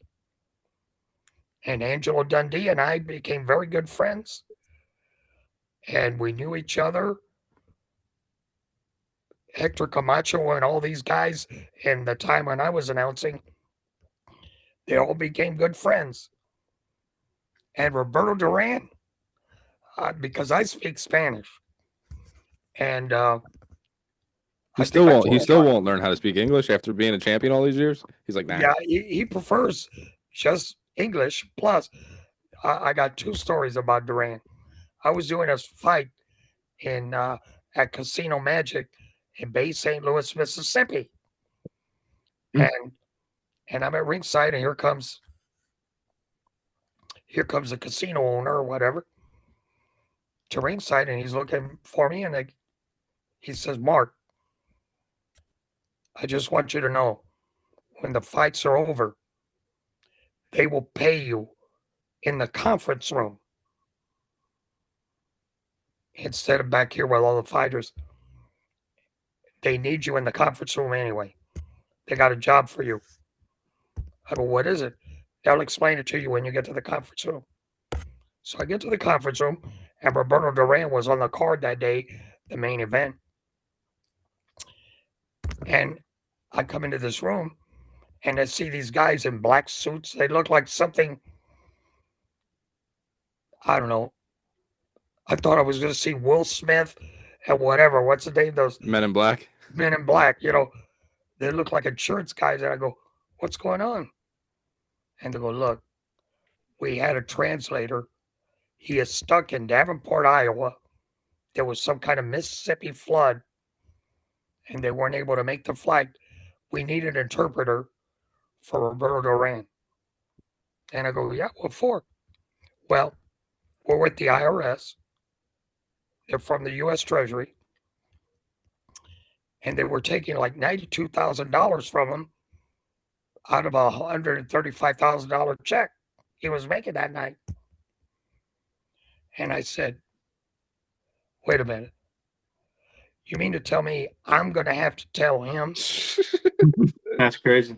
that you're taking $92,000 from him? You have to tell goes, Charles "Yeah, well," Manson. Yeah. They said, look, he already knows that we're doing it. We just want to make sure there's somebody here that can tell. So in comes Roberto Duran. He knew me. I mean, we had spoken before. And he comes in and he looks at me and he goes, in Spanish, I'll tell you how he said it. He said, "Me van a quitar el dinero mío ahora. They're going to take my money away from me now." And I said, look, I don't have nothing to do with it. You already know what's going on, right? He goes, yeah, I know what's going on. And he said it in Spanish like, "Esto hijo de puta me van a quitar el dinero." And I told him, and the guy understood a little Spanish. He said, look, no cursing in here. And I said, wait a minute. You want me to tell him not to curse, and you're going to take $92,000 from him? And Roberto started smiling. He goes, don't worry about it. I already know what they're doing. Don't worry. So he's signing the 4 or 5 papers, and they're counting the remaining money for him. And I'm looking at him. I say, hey, Roberto. And I told him, in Spanish, I told him I'll just say it in English. I said, listen, as long as you got almost 40,000 there, can you lend me 5,000 so I can go to the casino? He said, man, go to hell, you son of a bitch. And he starts laughing. He goes, you think I'm going to give a queer like you 35,000 and 5,000? And he walks out, And I smiled, But one day I was in Tulsa. And I was eating my breakfast before the night of fights. And I'm walking out of the coffee shop with a newspaper, reading the paper while I'm walking down the street. And I hear from across the street, I thought I was back in Tampa. I hear a guy go, hey, Mighty Go, calling me a gay guy.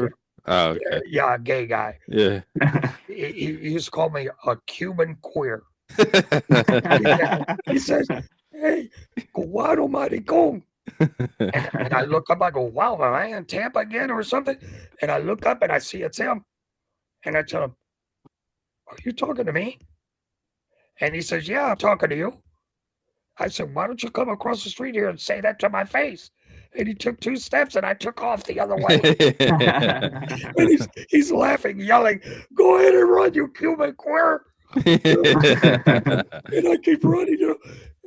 And one day I was in LA and I was visiting some of the people there that were fighting. And all of a sudden I felt like a punch right in my butt. A hard punch in a glove. And man, it was a pretty hard punch too. And I turned around and it was Roberto Duran laughing at me. He goes, I finally got your ass. Duran's the man. He's one of my all-time favorites. And I said, you better be lucky. I have my back to you because you won't pull. You gave me a big embrace. But if you go to my Facebook page and scroll down, I guess I have a long scroll of shit on there.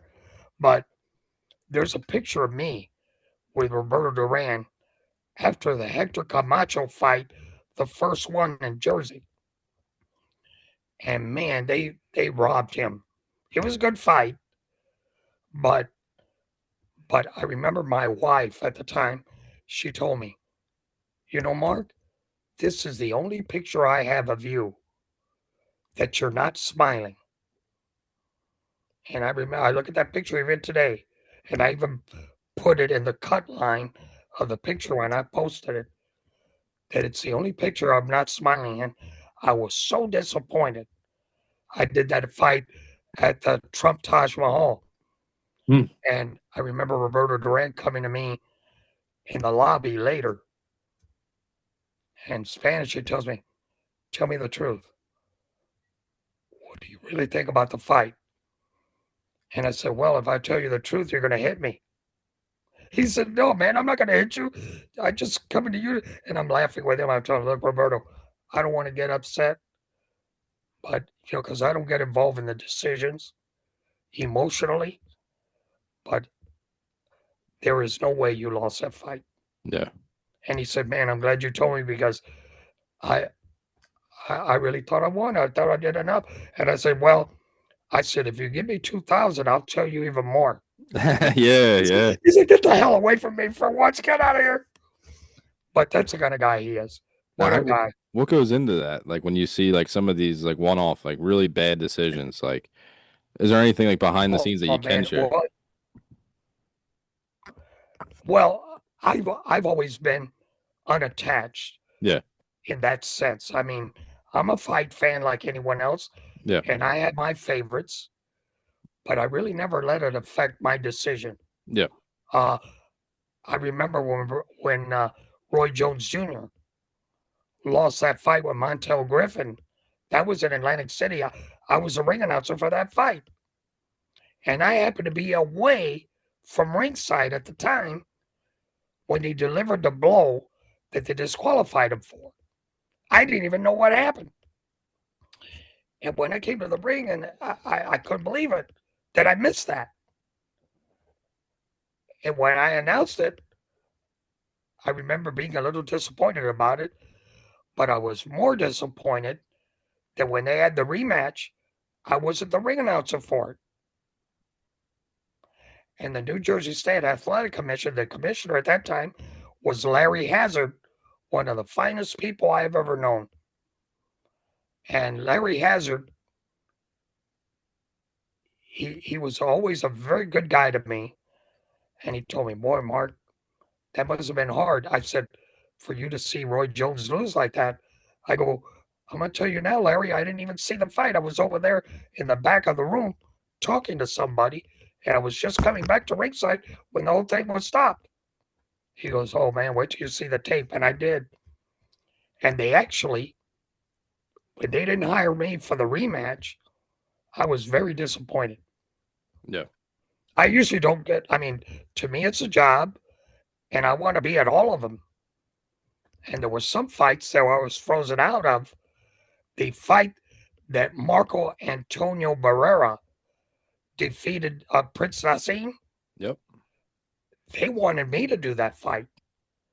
And Mills Lane, he was a co-promoter with a guy from Oklahoma, Tony Holden. They were the co-promoters. They wanted me for that fight, and HBO had a policy that they had to use buffer. So I ended up going to that fight card and not announcing it, and that was one time that I really would have liked to have done the main event. Yeah. It's like contractual stuff and some BS that gets in the way. Yeah. Yeah. But, I've had those kind of disappointments. But in the ring, man, I remember Carl Moretti. I did a fight in Portland, Oregon. I should remember who the main event was. But the fighter for Lou Duva. Pazienza? No, it's Savarese or something, I think. He lost the decision, and Carl Moretti came to me and said, Mark, you read the decision wrong. And I had never done that before. And I looked at it, I said, no, Carl, look. He goes, you got to be kidding me. And some lady judge really made a bad decision on that one. And man, boy, Lou Duva, the Duva organization was so upset. And I was close to them. I really love Lou Duva. Yeah. Which, by the way, when you mentioned Rocky, if you get the DVD or Blu-ray that has, the fight commentary on it with Lou Duva and Burt Randolph Sugar, two of my favorite people. I remember when Burt Sugar died, I really cried. Yeah. And the other guy that's still around that I had the greatest admiration, still do, is Randy Gordon, the commish. Yep. He's another guy, top quality guy. Through all this, Mark, like through the whole career and even outside the career, with overcoming all these adversities, and what would you say is like the biggest, like if a lot of people are going to watch it, and like the biggest lessons you learned through all of it? just in general? I gotta say that most of the people that know me know that the way I am with you guys, Yeah. I'm a little hoarse right now, but I'm sure they would tell you that the same way I am here with you guys, I was always that way. Yeah. And yes, are there disappointments? I'm not Superman, you know. I'm not even Clark Kent. Uh, I I've always taken things as a king, you know, and just consider myself. I've always been very lucky. Number one, that I had the parents that I had. Number two, that I lived in the neighborhood that I grew up in and that I still live in, believe it or not. And three, for a guy like me who I wasn't really a scholastic kid, but I should have been because when I went to school, my mother was told by the teachers that I had a 138 or 39 IQ and that what the hell am I doing with my life? I'm wasting my time fooling around in class, not doing my work and all that. But I think all of them, the lessons are most people would say about me anyway, that I really haven't changed. I don't know if that's good or bad, but I mean, I have a lot of friends. They're lifelong friends, and I trust them all. And I think my ex wife, my late wife, told me, your biggest problem is that you think everybody you meet and you do business with are all like people that you grew up with. And that's your big problem. And I said, well, I mean, unless they do something that would cause me to be upset with them, I don't have any reason to be suspicious. And I remember when I was working at the USA Network, one of my duties was the USA Network had the strictest uh, list of ring announcers. They would allow the promoter to get the ring announcer, but they had to pass muster. So they had a short list of ring announcers regionally that could do fights.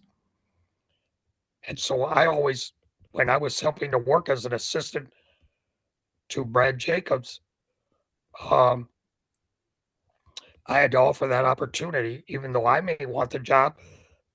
I could put myself in the back seat. And when I got the job, I always volunteered to teach the announcer of that promoter how to do the fights, to give them some kind of guideline. And my wife used to tell me, why are you doing that? You're cutting your own throat. I said, look, I would have wanted that when I was coming up. Yep. And that's the only way I know how to be. And the other thing is, if that person is considered that much better than me, they deserve to do the fight. And that was always my attitude. So my lesson was always try to be a good person, but for the sake of doing the right thing. That's I awesome. know that's not a common thing, especially with this president that we have and this kind of ideology that we live in. But I always grew up that no matter how tough things are, always make it better for the other person. Treat everybody like a neighborhood guy until they prove Yeah, otherwise. absolutely. That's awesome. We should do this more, Mark. I really enjoyed I don't keep you up too late. I really enjoyed me and John. I'm sure enjoyed talking to you, and we should do this another time too if you're ever available. Want to talk fights with us and be great. Really, Anytime you guys want and you think you can use it, I'm glad to do it. that'd be awesome. Yeah, we'll put it on if it's okay with you. We'll just put it on YouTube on our YouTube channel and send No, you over you the link and everything like that. whatever you could do to and it helps you guys. I'm glad to do it. It helps me. I really enjoyed it. I don't like John that much, to be honest with you. Don't you know that? But no, you guys are great. I really appreciate everything, and anytime you think you could use me or anything, I'm glad to do it. Yeah, really, like me and John, we were always fight fans, and we always thought too. there's so many fighters out there, but not just fighters, but people involved. Like, if you know John DeSanto, he runs the Philadelphia Yes, Boxing Hall of Fame. yes, I do. So I worked while I was in college. I called up John. I sent him a message on Facebook, similar that John did to you. And I said, "Hey, Mr. DeSanto, I'm a college student. I'm just really into boxing. Is there any way I could get involved in any way, like writing, volunteering, whatever?" And he said, "Well, sure, give me a call. There's no pay or anything, but like if you want to maybe attend fights, do press releases, interview the fighters, that you can do that." So he gave me like my start in, being around boxing. But my biggest thing was, I'm sure John can attest to this too, is there's fighters out there, and I'm talking even back in the day. Like one guy that I really like, I was pictured behind me. His name was Gus Orazio. He was a fighter in the 30s that fought Joe Louis, and he was on the Bum of the Month Club. But his story is Rocky won to a T, but then he loses to Lewis. He's a mob hand and everything like that. But Yeah, I always thought there's so many legends out there and I would love to just sit down and watch a conversation that's an hour, 2 hours, like just a normal human conversation with some of these legends like yourself. And like that's why we're doing it, just a hobby of ours. And that's why we do it. We just enjoy doing it. I think it's terrific. I mean, the way you guys are living the dream, I think it's fantastic. You know, I always thought any kind of innovation. One of the things I used to do when I was young is whenever there was a big fight, I had a cousin that was a disc jockey and very well known here in Tampa. Um, I used to do recreations of the way I thought the fight would end, and we'd have the crowd noise and and I do that. I do the blow by blow, and I never forget the very first fight that we actually did that aired was a Jerry Cooney Larry Holmes fight, and I picked it exactly right. You took Holmes? Yes, and Yeah. that he was sliding along the ropes and everything. The whole thing. I wish I had a copy of. I have it somewhere, but like most things I did, I kind of didn't save them. And I think I told John this, so that I should have been more of the kind of guy that would like to take pictures with certain people I've met and so on and so forth. And I never did. Yeah, a lot of people, a lot of legends say that. Like, I'm a big collector just for fun. I don't ever sell anything that I get, but I love taking a photo with different people, just like that That's a memory. good thing. That's a Yeah, good thing to do. or just getting even like an index card signed, like something little, I you know. never did it because I Yeah. figured somebody would see me in the post office and make the connection. Yeah, that's a good point. They're like, this guy's getting mail from Larry Holmes and Evander Holyfield and all. Eh, Yeah. But I wish I had done more of that because I would have had a lot of the guy that he was just elected last June into the Boxing Hall of Fame was a photographer named Ray Bailey. Oh, I know. Yeah, I met Mr. Bailey. Yeah. Ray is about he was actually born the day before I was, even though he's about 3 years older than I am. And I always tell him, but you look 10 years older, Ray. But he never but but I'll never forget one day I was doing a fight at the Hammerstein Ballroom in New Yep. York City. They had what do you call it there too? ECW, right? At one point. They did, Yeah. but at that time they had heavyweight boxing. Yep. Explosion. They called it heavyweight explosion. Mm. Cedric Kirshner was the promoter, Mm. and they used to hold fights there. I mean, they got about 2 or 3,000 people in this place. It was a great venue. Yeah. Anyway, on this particular night, every fight was a one round knockout. Mm. So by the time we got to the end of the card, we had to hold back the 2 or 3 fights that we had for the TV, and we were going to have about an hour intermission. So the people come up to me, the promoters, and they tell me, look, Mark, we got about an hour before we're going to the next fight, before we start our live broadcast. You're going to have to tell these people they're going to have an hour break because we can't use these fights in advance. I said, I understand, but boy, it's going to get rough here. Well, I know I've done crowds before, so I get in this New York crowd. Of course, I get in the ring and I say, "Ladies and gentlemen, due to the early stoppages, we are unable to put on another fight before we go to our live TV broadcast." By that time, the crowd is already starting to bang their feet against the floor and get the chairs and bang them upside down and hitting the floor, starting like a riot, mini noise riot. And I put the microphone slowly down to look at them, and they react by getting louder. And I'm not saying anything. And the New York State Athletic Commission was looking at me like, holy cow, I think Beiro is losing it. And I'm just looking at the crowd. And to no one in particular, I point out to somebody up in the balcony, like, why don't you come down here and say that to my face? I'm doing this pantomiming. And the crowd is like going nuts. All of a sudden, cups start flying by my face, trying to hit me. Oh my God. And I kind of turn around and look at the crowd the other way. And I run and I jump up on the second to the top rope. And my knees are hitting the top rope. And I'm just like pointing to somebody anonymously in the crowd, like telling them, well, what? I'm getting more animated. Why don't you come down here and tell me something? And they're like, oh, you son of a, they're just going nuts. And they're having a good time yelling at me and getting mad. And I go like to dismount. And on purpose, I fall backwards from the second to the top rope, flat on my back on the canvas. And they're all laughing. The whole crowd starts laughing, and I get up real quick, scamper to my feet, and I start kicking the ropes like it's the rope's fault that I fell, and they're going nuts like, ah! and they're all laughing, and I finally let them laugh it off, and I go, anyway, the fights won't start for another 40 minutes, and they all started laughing.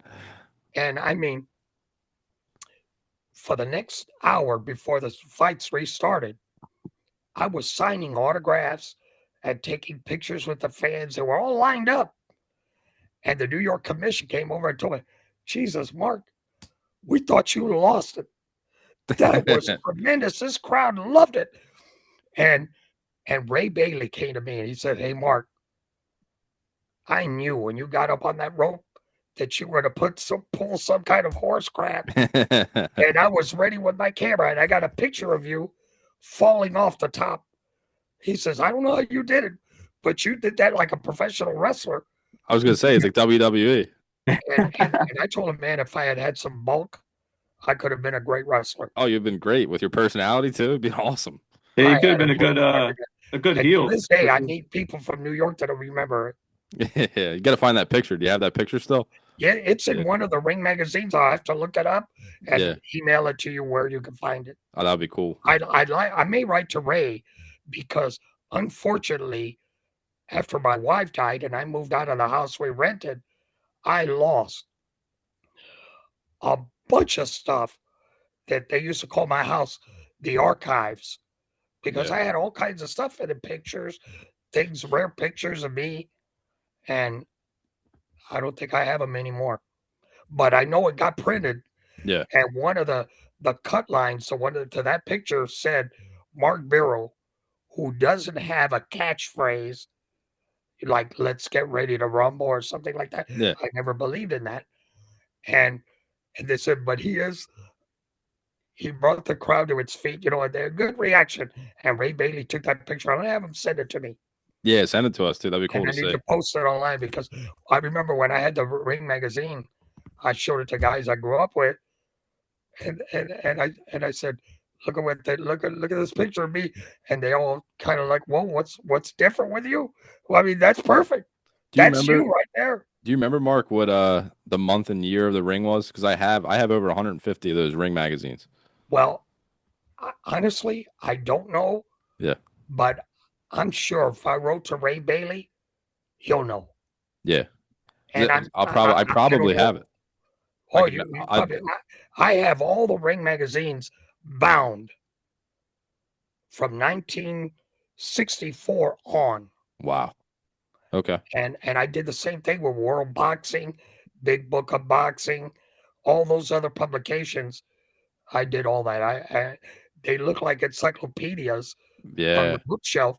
And I remember a girl I was seeing. She says, "Mark, I never knew you read so much."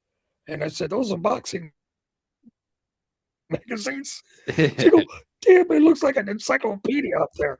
You should have just played it I off. You said, should "But be like, that's what it was." you should have played it off and said, they're all Hemingways. Yeah, that's right. That's right. Or Shakespeare. Come Yeah, on. yeah, Or yeah, or To Kill a Mockingbird, yeah. Yeah, which is, yeah. by the way, another great movie. Yep, that's a good one too. Yeah, I yeah. read it. That book was boring though, I got to be honest. In Yeah, school. Well, The Mockingbird. Yeah. Oh, the movie was excellent. yeah, I'll have to watch the movie. Oh yeah, that excellent. Yeah. Gregory Peck, fantastic. By the way, I I'm thinking, no, it wasn't Harry Morgan. I thought Harry Morgan was a judge, but I don't think he was. He was in Inherit the Wind Okay. Yeah. with Spencer Tracy. Okay. Another great movie. Yeah. For people like, what is your face? Is it just your regular name on Facebook? Do you have any other social media or anything? No, the Facebook is the only thing. Mark Beiro, Okay. and you'll Okay. see a lot of things on there that Yeah. I'm interested in. I always liked impressionists. Like Rich Little was always my favorite. You see him a lot on the Dean Martin roast. He was the greatest impressionist of all time, in my opinion. And I always admired that because I could do a lot of guys when I was a kid and even as a young man. And I used to do commercials imitating famous people. And people would pay me money to do commercials like Rod Serling or Barney Rubble. Okay. You know, Yeah. so I used to do all that kind of stuff, and I don't know, it's just part of what I used to do. That's pretty cool. And Yeah, pretty cool. can fans follow you on there and everything? Fans can follow and Yeah, usually what really gets people is when I talk about the sport of highlight, yeah. which you'd have to look at. Yeah. If you look on there, you'll see things that I did. I mean, a lot of people respond to it. I mean, I got over 150 responses to something that I used to do in the 80s. How do you spell it, Mark? Highlight? It's JAI hyphen ALAI. And I Okay. used to work at Tampa Highlight. But I'm pretty much known all over the highlight business, announcing. And I've always done things like that as a kid. And as a young man, and let me tell you, that game, highlight, you can't play it. I Yeah. couldn't play it. I was always pretty good in baseball, football, everything else. But highlight, the ball is about 3/4 the size of a baseball, harder than a golf ball. And it travels about 150 miles an hour. And it knuckles and it curves. And these guys catch it with these baskets called cestas. And man, they are incredible athletes.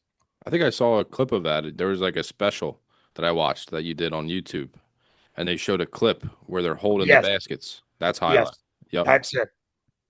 Yeah, We'll have to do some research. Next time we all get together and talk, we'll have a bunch of highlight questions for you. Yes, we will. Yeah. I know I took Sean O'Grady, The we fighter. were doing Tuesday night fights, and he came to highlight when I was announcing, and I took him up to the announcer's booth where you could really see the game like no other place in the world. And he was like, he couldn't believe it. He said, "How in the hell are those guys catching that stuff?" I go, "I know. It's amazing. I don't know how they do it, but it's a hell of a sport." We'll have to check it out. Definitely Yeah. check it out. Please do. Yeah. Yeah, I know the interview you're talking about. It was a TV show called Tampa Native Show. It was called Your Hero. It was Our Hero. Well- Our well, Hero, Mark yeah, Beiro. And Yeah. the guy that hosted it was named Mario Nunez. He's had me on that show about 8 times. And he said, I'm going to be the next. He said, I'm going to be the next Mark Beiro. He said in the special. And you I and you were think I just might have shaking your told him head. he was going to get arrested. Yeah, you were just shaking your head, I guess. Yeah. Yeah, that's like I said, I've been very lucky. I've had a very good life. I'm not looking to die, but I know some people would like to see me go. Don't say that. I think you got more projects down the pipeline. You have too much energy. Well, I've always had a good time. That's one thing about me. You know, uh, I don't know if you remember the Cyndi Lauper song, "Girls Just Want to Have Fun." Of Oh, yeah. course. Yeah, Well, we love That's that John, that's John's favorite song. oh really? song. She's a great singer, and I remember in that video was what's his name, the Captain Lou Albano, who was a wrestling manager with the WWF at that time, Hmm. and I was supposed to be in that video. Wow. And I don't know if you remember, but there's a guy in a tuxedo. He's like a waiter from a New York restaurant or something, and he's one of the many people that are like dancing to her apartment at the end. And I was supposed to be that guy, but something happened where I couldn't make the shoot, and so I missed out on that kind of fame. That would have been funny. That would have Yeah, it was. been awesome, Mark. I don't want to keep you up too late. We No, it's all right. chatting for a while. Yeah, we have been. Yeah, I don't I'm keep you actually getting tired of both of you guys. Be honest with you. up. We'll definitely have to do it again. I really enjoyed it and respect your whole career, and it was awesome just like talking to you. And Well, you call me anytime you need me, and I'm glad to do it. awesome, awesome. John, anything before we go? Nah, I mean, Mark, you're a legend, man. Thank you for taking the time. Obviously, talking to me and Dan, and yeah. If you need anything too, man, just let us know. Yes, I sir. just need your address so you guys can get the bill from me. John, give me your address. Yeah, I'm in fish out, man. Yeah, I figured he would throw it on you. That's a good move. Yeah. But listen, anytime you guys need me, I'm glad to do it. Awesome. Thank you so much, Mark. Really Thank you, appreciate Mark. it. Great As talking I to you. used to say, bye bye from High Lie. That's right. Thank you, Mark. Thank you, Mark. Good day. All right, we'll talk. We'll talk soon. Bye bye. Bye Yep. bye.